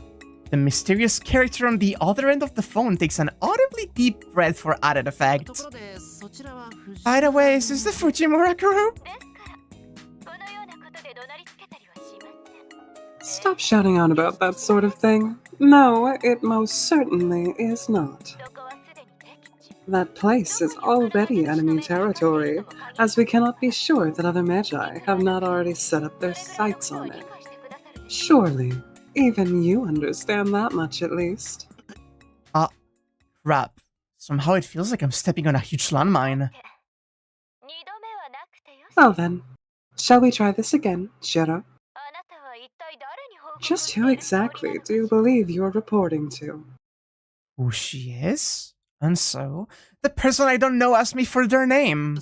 That's,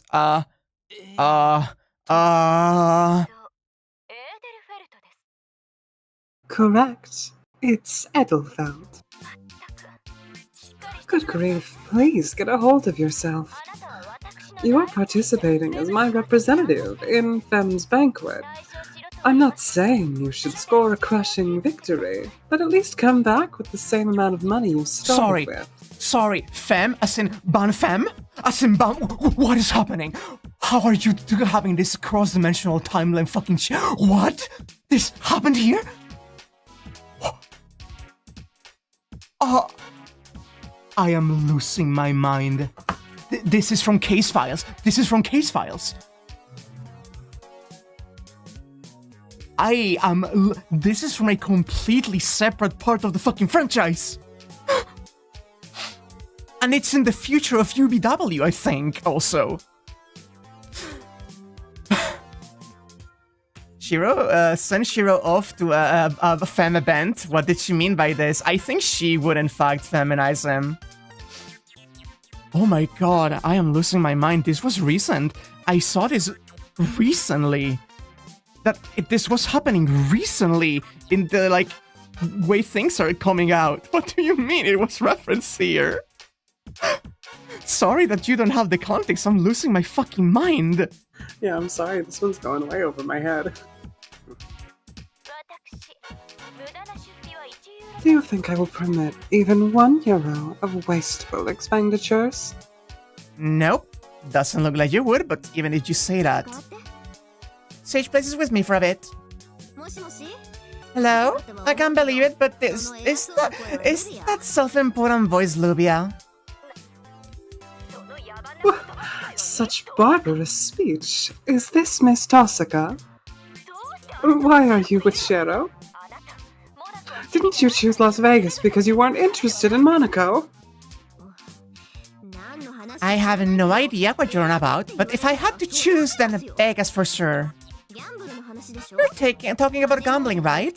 If you're trying to make money rather than some upscale Western European casino, the business like American ones seem better. So, looks like you revealed your true colors, Miss Tosaka. So much for your grace. You're a savage after all, no matter how much you pretend otherwise. No matter of attire will hide your low birth. Such a lady is unsuited to have servants and the like. If you desire a familiar, let's see, I could give you a lizard from my garden, so promptly dismiss the servant you have now. Now you've totally lost me, but your Japanese is pretty good. You have no more interest in Japanese culture than you're good for bread scraps, and now this. What a curious turn of events. A lady must take up whatever pursuit she fancies. There is no deeper meaning to speak of. Honestly, even bringing up such a conversation from 2 years ago. Well, I suppose if there is one thing to praise you for, it's the tenacity to maintain your spiteful nature over all of this time. The two of them continued a prickly argument back and forth. Okay, so now I'm more calm and I can explain to you. At the end of Unlimited Blade Works, in the one scene that we actually followed Ren into a little bit of the clock tower, there was mention of Luvia Edelfeld. I think she's Luvia Evangelita Edelfeld or something like that. The current heiress of the Edelfeld, and essentially she becomes like Ren's rival and rival. Yeah. and they were rivals, and I'm twirling my hair. Yeah. I get you.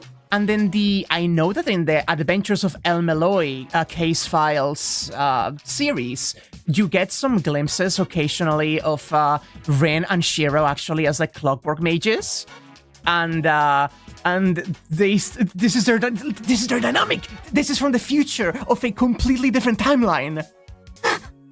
Hell yeah. This is their dynamics post UBW. That's really exciting. Technically, the Van Fens Casino visit by Shiro was first mentioned in Hollow. Yeah, no, it's incredible. It's incredible. It's Selred's box. It's just interdimensionally connected. It's got nothing to do with me, but why do I have a bad feeling about all of this?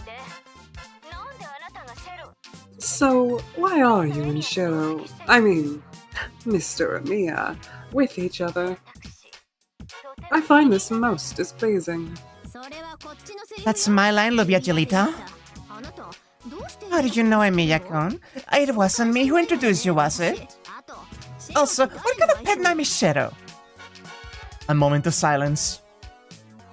An identified speaker gasps as if she were having a heart attack and... You're still bringing that up? How cruel of you, Miss Tosaka, even though we both agreed to forget that. Yes, I admit I bore you no ill will, but if I was ever in error, it was when we joined hands and jumped off the Tower of London. It was inevitable that I would end up with a nickname like Mary of July. Enough already. If I could turn back time, I would.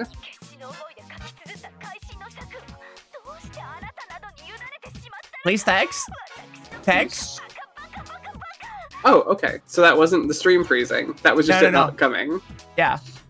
How could someone like you be entrusted with that beloved chronicle of do-or-die memories? I'm so stupid. Several loud bangs come from the other side of the phone. They sound like gunshots, but I know they're Gander. No doubt about it.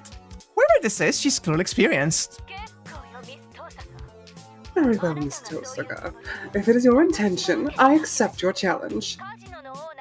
I had intended to stand by until the casino owner appeared, but I'm heading over there now.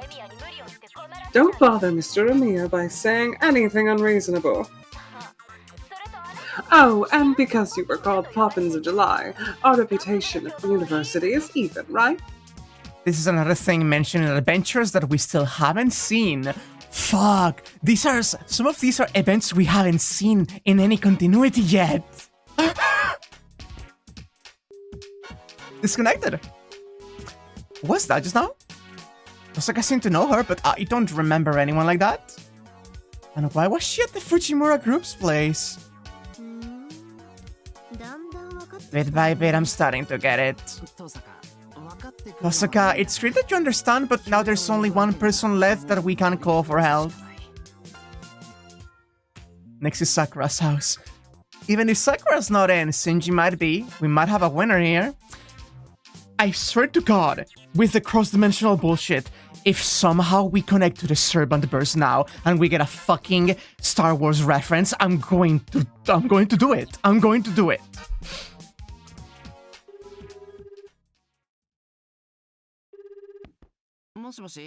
Hello? Is this the Mato residence? Who is this voice? Oh, isn't this Shiro? Huh? Huh? Huh? This voice, there's no mistake. It's Tosaka Rin herself! But the person in question is right next to me, clinging to me awkwardly. What is it this time? It's been a little while since we last met. Are you calling because you miss me, I wonder? Hey, what's she doing over there? I have a potential theory and this I have a potential theory and it's gonna be bad. Yeah. Right? That is, what? This is way more of a mystery than the previous calls. Oh no, she is! Oh my gosh, she is! This is not Rin Tosaka. This is not Rin Tosaka. Oh no, it's not. Oh, you're so cute, Miyakun. To tell the truth, I was so worried about what you were doing, Miyakun, that I couldn't sleep. It was definitely Tosaka's voice coming over the phone, but something about it was inconceivable. As though it were love-struck. It reminded me of lovers who shamelessly embrace each other in public. Hello? Sorry, it's a little crowded in various ways over here. Is it really that bad? What would you ever do without me? Oh, it's different than that, but I don't know. This is so wrong. This is so wrong. You end up calling me every time you're in a pinch. Oh my god, this is so not. The music is so appropriate right now. Her sugary sweet voice makes me wonder if she's gone mad. Actually, maybe I'm the one going crazy here. And there's another crisis, Furigana Tosaka, next to me, just waiting to happen. Tosaka? What's going on? Somehow I get the feeling I'm calling a hopelessly different place. Covering the receiver, I asked the Tosaka next to me. Yeah. It's hard to believe, but if you make a call inside this box, it's like it connects to a different place. It's because this chest was created using the parallel world traveling Selved's second sorcery. It's not strange that something like this would happen. I get it now. Wait, this is pointless then, isn't it? Even if we call a parallel dimension for assistance, with the exception of that sorcerer, you will Sage Selvedge, they won't be able to come over here.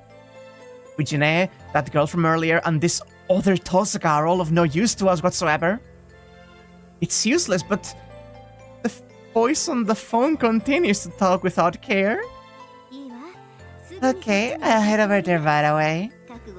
Are you prepared? Since it's your request, I'll do anything you ask. Maya Miyakun.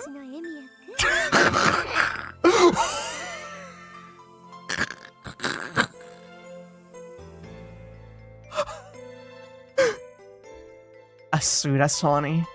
Did she just kiss the receiver? What are you laughing at? Keep that there. I really think it'd be better to hang up. Two of them are existences which should never meet each other. Just like a torch and gasoline. Send it over. For some reason, I've been getting major goosebumps this whole time. I don't know who it is, but that woman is really getting on my nerves. What? Was that a woman's voice now? Wait, Shiro, what are you doing? I can feel a fight about to break out. And it's Tosaka versus alternate universe Tosaka. Oh dear god. I just want to cover my ears and curl up in the ball. Good afternoon, hello, could this be Sakura? That you could think that is a wee bit terrifying, Tosaka-san. Please hold back what you say a bit. Sakura? Don't be ridiculous, and likewise, who are you? Who? Ah, so that's it, I get it. Is this the appearance of a thieving cat? No wonder Miyakun was troubled. He was caught by some ill-natured woman and threatened into phoning me over to sever a relationship. It's like that, right?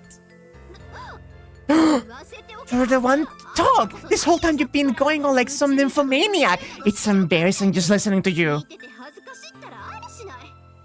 Tosaka is snarling at Tosaka. They both don't seem to realize they're talking to themselves. I'm not sure if that's a blessing or a curse. I don't care who you are or where you're from, but sickly sweet girls like you don't suit a Miyakun. What the city needs is someone who will stick with him through thick and thin and guide him whenever he strays from the correct path, right? Only someone like an honor student that carries herself like a committee chairman. Get it?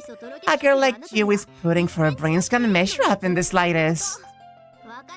If you understand, hang up and go repent at a convent for your life up to this point. Tosaka, didn't you turn off the filter way too soon? Or rather, maybe her intuition already figured out that she's speaking to herself? I'm shocked. Even if he made a mistake, I thought there could be some worthy points from a woman who caught Shiro by her wiles, and yet, how disappointing. Committee chairman? Through thick and thin? The one who doesn't understand is you, miss. You couldn't possibly take care of him with that little resolve. Listen, it even took me years to figure it out. I'm really stubborn, you know. Had you ever forged a blade? Relentless hammering will only produce something hard yet brittle. At times, you have to handle your work delicately, or the product won't be flexible. It's the same thing here. Understand? Your ideas are too slow, incredibly slow.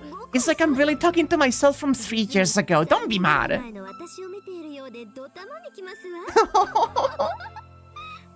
Oh my god, oh my fucking god.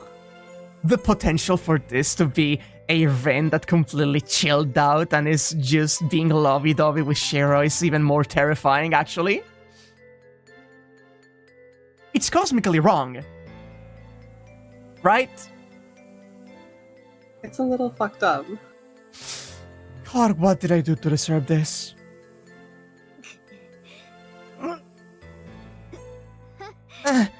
Middle-aged women exceeded our stage. You must have used some dirty means to seduce him, right? She's a real idiot if he's gonna get taken in by a floozy like you. Yeah, I'll make sure to beat some sense into him after this. Hold it right there. I don't care what you say about me, but saying that to Shiro is foul play. After all, it sounds like he's over there with you. I won't forget you if you break the prize after losing the argument. Got that? If you hurt my Miyakun, no matter where you hide, I will hunt you down and kill you. Too much love can hurt. Seriously, parallel world me? What the hell happened? In what way? By what means? How did you get Tosaka-rin to fall that madly in love with you? Alright, if you say something like that, then I can see that you're really serious. For now. So you love him, but how should I put it?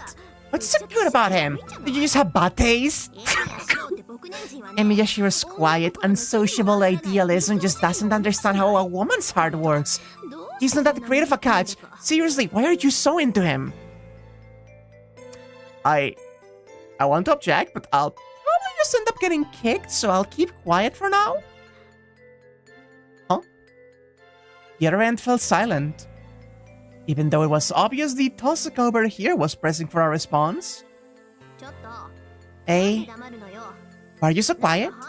Give me some kind of rebuttal. You... No response. The Tosuka on the other end faintly laughs as though amused. So it's not that much after all. The Shiro's main points, even you... Yes? I love everything about him. They were only words, but they deeply rattled Tosuka over here.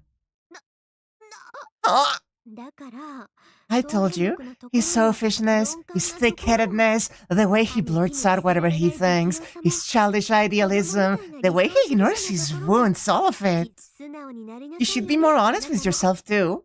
Or in a different way, didn't you just admit that you love him in spite of his faults? Stop messing around! I seriously can't stand those things! Sure. We'll go with that. But you know, miss, I don't stick with him through thick and thin. I protect him when he struggles, lend him a hand when it really counts, and only see the best in him. So I'll declare it right now, rather than becoming happy together. I will, with no questions asked, and more than anyone else, give him happiness. Of course, I already knew. I mean, why could I ever go through that much trouble for him? Too bad, I see your point, but I don't think Emiya-kun is someone who needs that much. Is that so? Then I'll do as I like. You might think that, but to me, he's the greatest partner I could ask for. Say, isn't that right, Shiro? We'd never be ashamed of our mutual love. So, for that reason, reward me with a big kiss. Fine then, take as many of him as you like.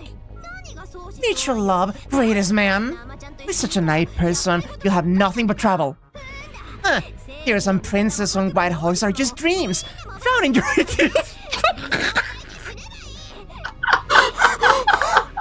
Shut the... What a thing to throw back!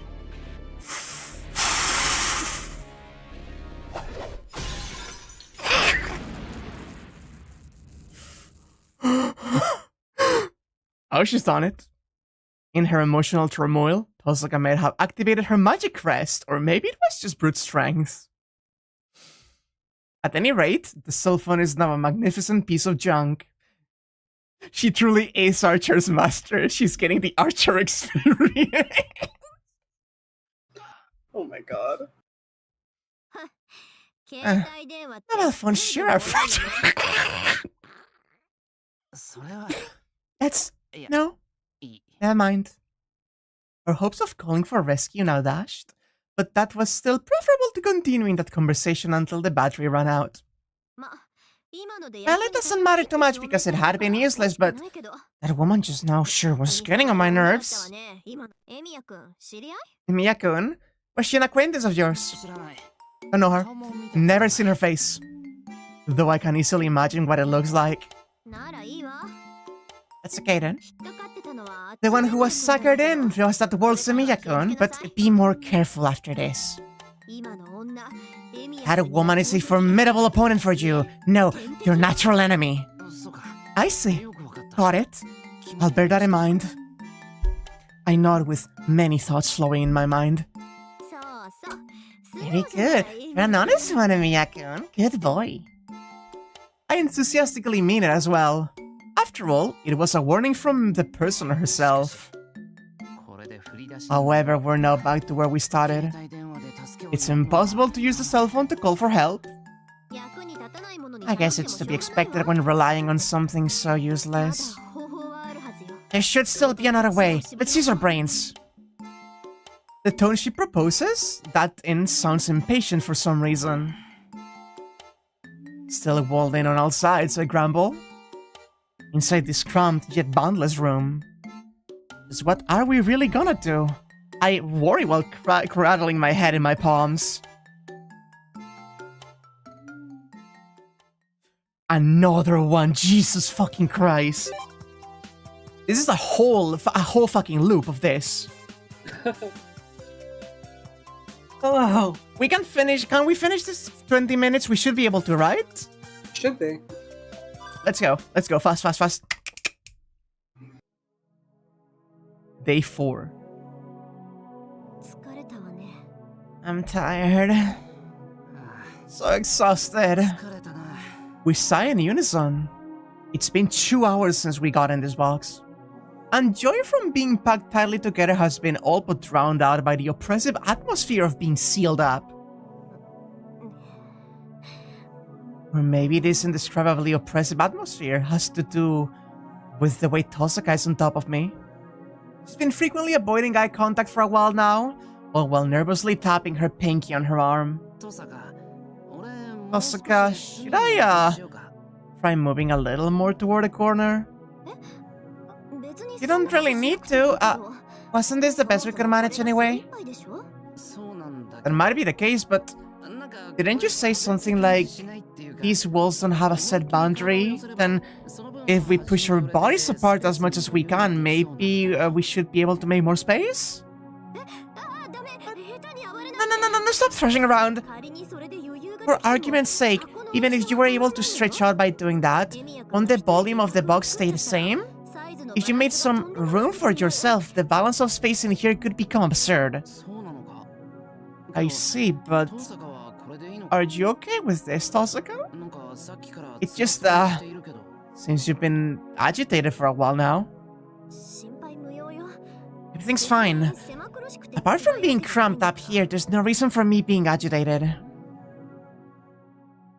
When it comes to that, I wonder if there could even be any other reason to be irritated.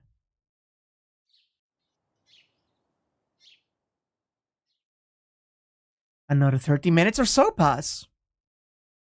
Tosaka's appearance is becoming noticeably strange. It seems the stress is piling up.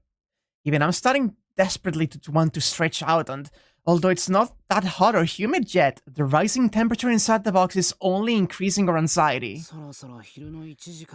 It's about 1 o'clock in the afternoon, huh? Are you alright, Tosaka? I'm alright. You're pretty calm, Miyakun. I have no energy to reply. This is bad. I was optimistic that Saber or Sakura would come after an hour, but looks like that isn't the case. Alright. Tosaka, I want to try out something just one more time. What do you mean? Look, when I came into this room, you were rocking the chest, right? That is, I saw that it was moving from outside. What I'm saying is, although the sound from inside the box was blocked off, it was moved and the sound of the box striking the floor could be heard. Could you hurry up and tell me your conclusion? It's the opposite of what's normally done. In other words, not trying to open the lid from the inside. If we roll this chest and the lid catches on something, wouldn't it open from the outside? No good? I take a glance at Tosaka's expression. I thought she'd be going on and on listing reasons to reject it, but... yeah. Compared to relying on that, your way is... oh? There's another way? This is nothing. We'll go with that, it's decided. She knows how to get out. She has known all this time how to fucking get out. Tosaka's attitude shifted rather quickly. Suspicious. The sense of unease and tension are enough to make me tilt my head to the side and out. Whatever. Alright. We'll roll it that away from the right side. Roger. One moment, chat.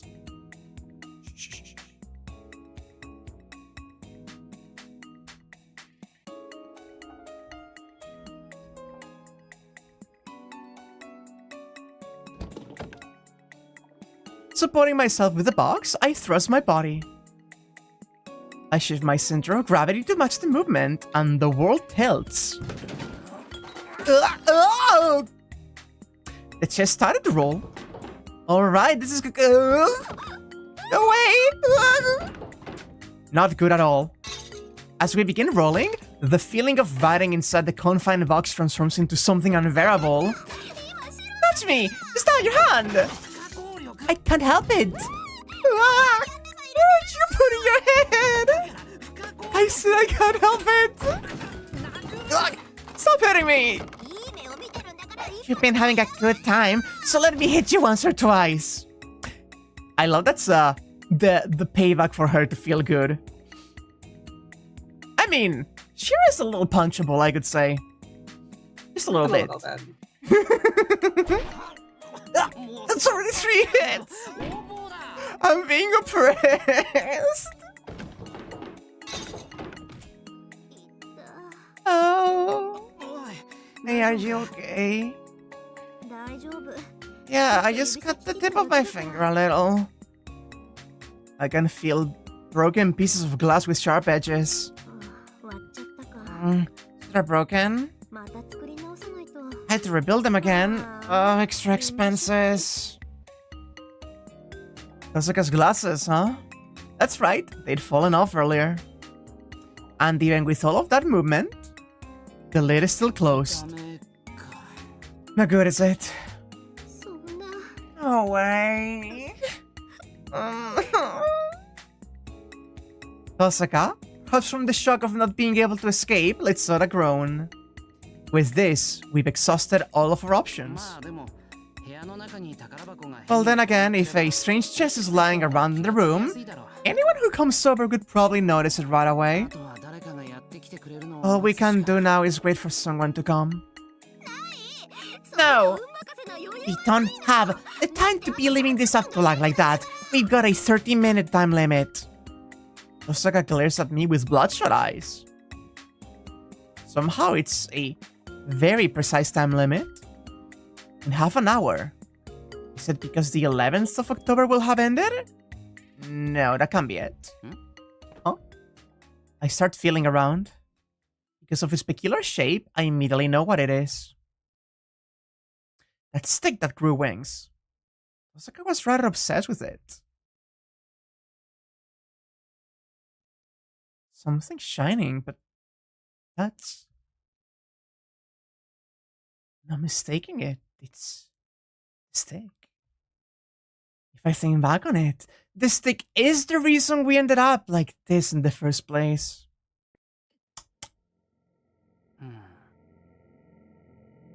But I wonder why it's glowing. Is it because we're inside of a dark box? Such a red light without substance. This extremely ominous, rather, it seems trustworthy. Yeah,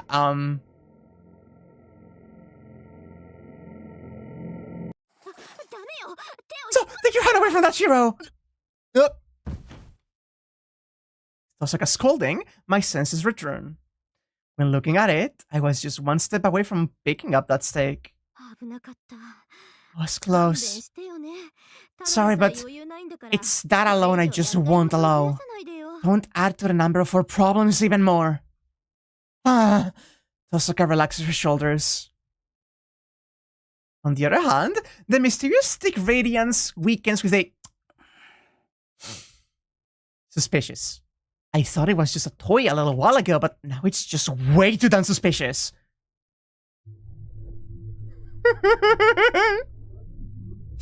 It's like an amazing magical energy is emanating from it.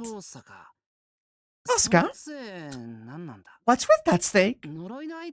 Is it a curse item or something? That's right. If we come this far, it could be bad to not tell you. Though I didn't want to say too much. This stick is called a Kaleido stick. Just like this box, it's a mystic code created by Selrich. It's something like a magic booster that supplies vast amounts of magical energy to the user that contracts with it. Selrich again. Huh. About that, does that stick use the second sorcery as well? Well, yeah, although it's kind of like that. She's not speaking clearly. So even Tosaka doesn't know about this Kaleido stick's things through nature. But Still. And how come you've been handling it like some sort of hazardous substance?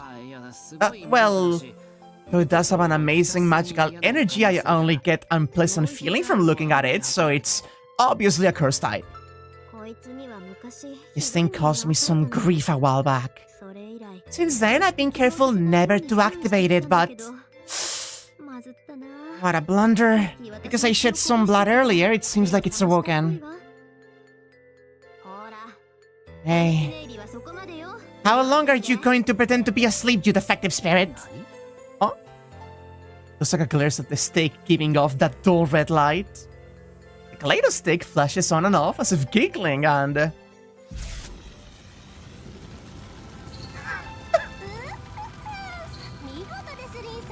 You may voice the stick.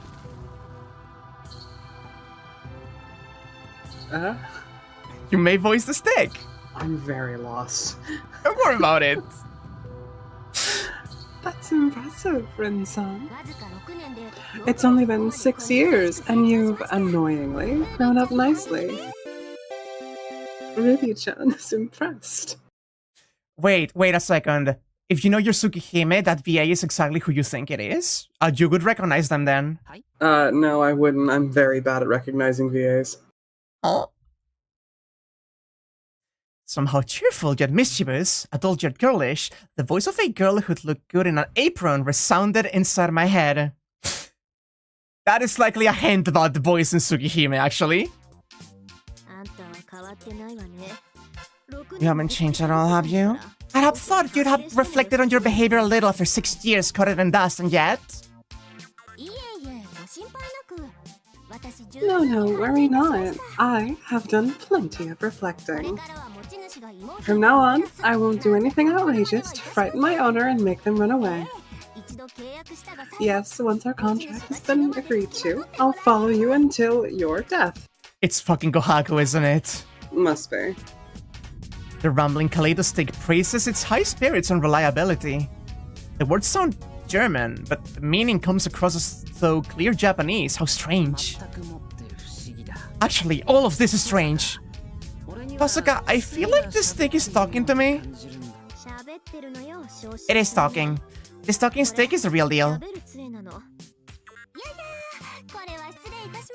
Oh my, how rude of me.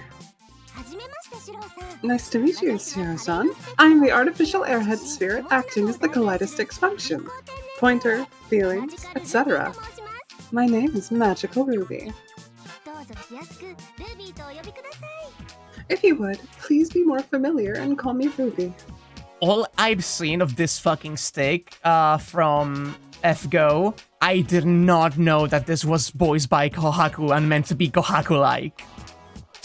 Sure, thank you for your consideration.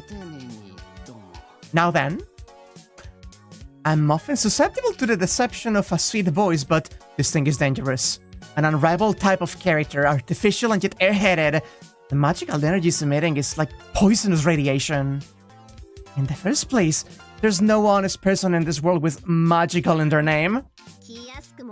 Familiar schmameliar, I'm never going to use you. Give it up and hurry back to sleep already. Spilling blood on you earlier was an accident. Even if you were to stay locked up in this box for your entire life, it's because I have no intention of making a contract with you. Right, and it's settled.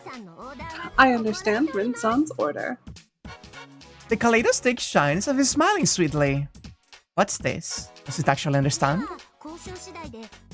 Then, with negotiations over, let's jump right to the resolution. Hurry, make a contract with me, please. With the two of you in a pinch like this, there's no way I can just calmly go back to sleep. I take that back. Not even in the slightest was such a conclusion reached in that conversation. I see your listening functions is still the same state as always, you stupid stick. Fine, I will never, ever make a contract with you again. Tosaka turns her face away. Rejected. Leaving that aside, Tosaka, you said something about... Again? Yeah, I made a contract with it once before. An error in my youth. After my father died, I discovered it when I was putting his belongings in order. Instructions were there as well, and I wonder what would happen if I tried to make contract. When you tried to make a contract, what happened? Don't tell me your body was hijacked or something. Well, actually, I don't remember anything. You don't? Right? When I regained consciousness, I was collapsed in my room. The stick was put away in the box, and there was just a note in my own handwriting that said, "Never use that stupid stick again." You don't remember anything from when you used the stick until you put it away. So then, was there really any harm done? No clue about the little fucking ring sprite. No clue about that. However, my casual friends decreased in number after that day. Well, since I was an honor student, people were always at a distance, but then they could run away with a look of terror, or rather, amazement in their eyes. What happened in those missing few hours? The only ones who know the truth are Tosuka's friends at the time, and this fucking steak. I see. Anyway, having nothing to do with it would have been better, right? Because that is, without a doubt, a cursed item. That's wrong. It's a misunderstanding, Shiro-san. Rin losing friends was her own fault. I was in no way responsible. It's more than just a misunderstanding. If you're claiming innocence, then reveal what you did to me and what happened on that day. What, you asked? Didn't Rin-san merely go into town and appear on stage at the park where everyone had gathered? Like an idol from the 80s. Everyone, thank you for coming to see me today. Kind of like that. Everyone was totally weirded out, but Rin-san was happily smiling from beginning to end. What's that? Compared to what I was imagining, that's rather pitiful mental trauma. So I know that. I caught one of the kids that ran away. The question is, why? Why did I do something like that? I think the reason for that is obvious. Rin-san used me to transform into a Rin who is good at singing. Huh? Yes, the Rin song of that day was adorable. During the music, she hiccuped at the best moment, was laughed at, and felt sad. Because I must be the best at that song, she said. I was moved by the sight of her practicing while crying. I just had to toy with this amusing girl. I mean, I felt like becoming her strength. The details don't matter. What's with the terrifying phrase you just said? Transform me into a me who is good at singing. Because a transformation is a transformation. Is it dabbing? Or bowing? I think it's covering its mouth. I'm a kaleidostic, the happy, one-of-a-kind mystic code created by the parallel world-traveling Zelrich. Shall we call that ability Prism Trance? Don't you bring the word Prisma in here. I know what you are. Allowing Rin-san, the user, to change her skills to that of another Rin-san. I'm a lyrical item of nightmares. It's everything everywhere all at once. This Tosuka with the skills of another Tosuka? Wait, what? No way. Then, when you said transformation, you were serious. As expected of the head of the Tosuka house, you understood my explanation well. Ruby-chan is surprised. Though the truth is I wanted to leave it a mystery. The voice from the Kaleidostic? No. Magical Ruby gave an image somewhat like a defeated smile. It keeps repeating itself, but its voice was just devastatingly cute. No, don't be fooled. Hey Tosuka, what did all that mean just now? Like it said, a transformation.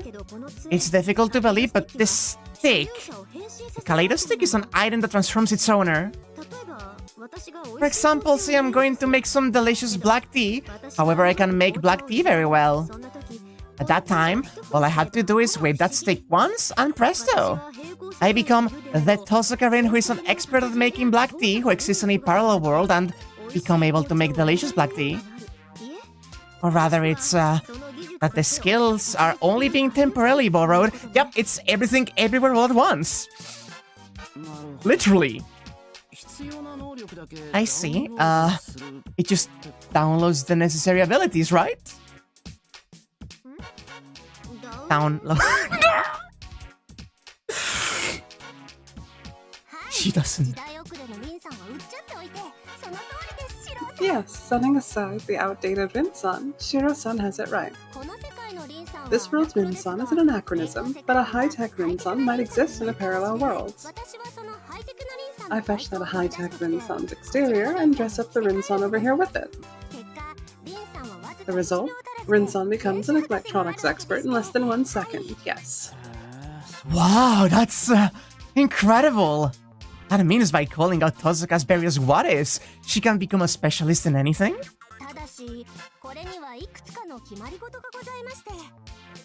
However, regarding this, there are several standard operating procedures. An imitation must first begin with its form. When she used Prism Trance, Rin-san's attire became that which was appropriate for her form. And yet, for some reason, everyone disliked it. Thanks to that, in the past, present, and future, I will only have 2 masters. Magical Ruby sobs, hiding her tears with her kimono sleeve. That's not a kimono. Well, not really, but the kimono is a persistent image. Just that by itself shouldn't be enough to even bother anyone. You don't mean that you... Yes, like I said, the appropriate costume. If you wanted to make delicious tea, it would be a maid's outfit. If you wanted to be an amphibious Tosaka-rin, it would be a school swimsuit. And so, when poor you wanted to be good at singing, I was pleased to provide you with an over-the-top goth lolly outfit. In other words, that unmistakably a magical girl?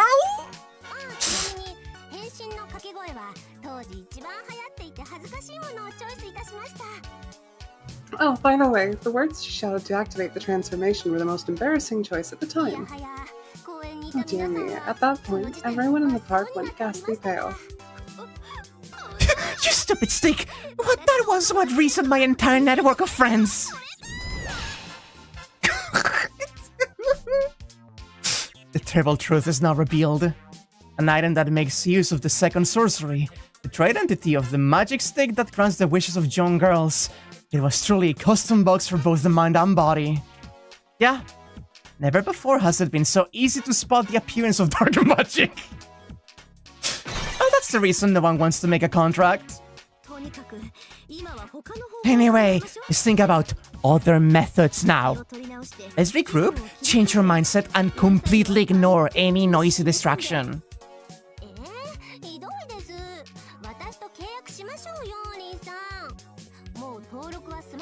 How mean. Make a contract with me, Rin-san. Since the blood drawing is already done, all that's left to say is a single word of agreement.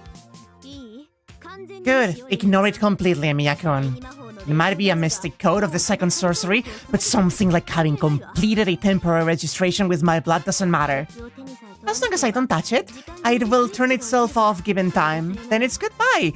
Such a dangerous item should be sealed at the bottom of this box for all eternity.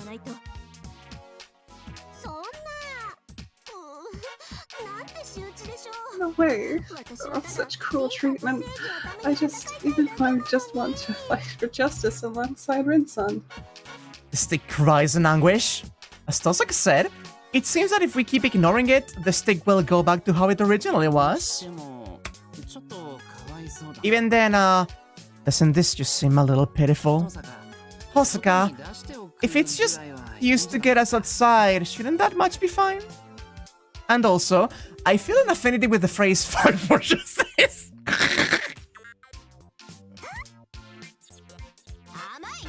You're too soft. If we let this stupid stick out, someone could make a contract with it. Haven't you seen Madoka Magica, Shiro? Don't you know what happens with that fucking rat? Or what? Is some weirdo calling herself a magical girl appearing in Fujuki City one day okay with you? That's a difficult question. Hey, I'm a guy.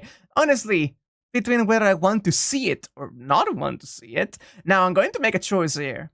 It has gotten to the limit of your availability, and this is leading into the shenanigans that are about to happen. We could stop right now before they happen. That would honestly be better for me. Because I know you cannot stay here any longer, and I do not know how long they want to drag out what I am envisioning to be a magical girl Tosaka. And I think forgetting about this and coming back to this could be really funny. We start on. Let's go back to Fate. What were we at? Oh, right. The fucking steak. Anyway, I need you to get me a Kohaku like image for next time. Yeah, absolutely. Thank you. So I'm going to save here. My apologies for the limited time. No, that's completely fair. It's also my fault. We could have 30 minutes extra if it wasn't for my delays. It's all your fault. Exactly. Blame me. In fact, you should punish me for being completely unreliable and I think we should punish you for everything that's ever happened and use you to channel all of the evils of the world.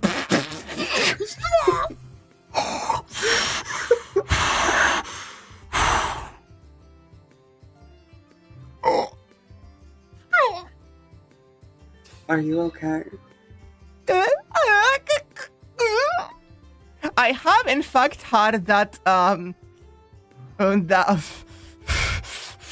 have had that as my my Discord like status for a while, haven't I? I did also do the drawing of myself with the like lobotomite on the as like the silhouette, and I may or may not have added Angry Mango to my kin onion, but not as like any slice, but the framing around the slices.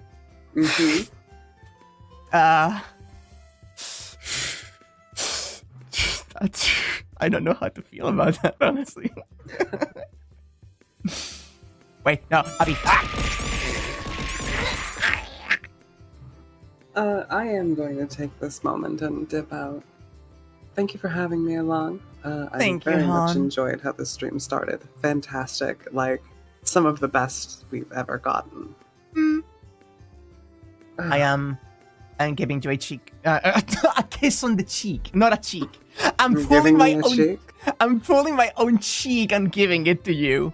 And I'm twirling my hair. Guanciale for carbonara. Just a little bit for you to chew on. Ryder? Yeah, no, I was thinking about that. Don't worry about it. Regardless, I will see you later. Bye-bye. Love you. Oh, God almighty. Jesus Christ. I shouldn't have stopped that music. One moment. I need to... What's... Yeah, here. Yeah, no, Ryder is one of the best fucking characters in all of Fate. But also, what the fuck just happened? Did the chess scene? I knew the chess scene was gonna happen. I didn't know that it was a whole thing of being stuck with Rin the whole day.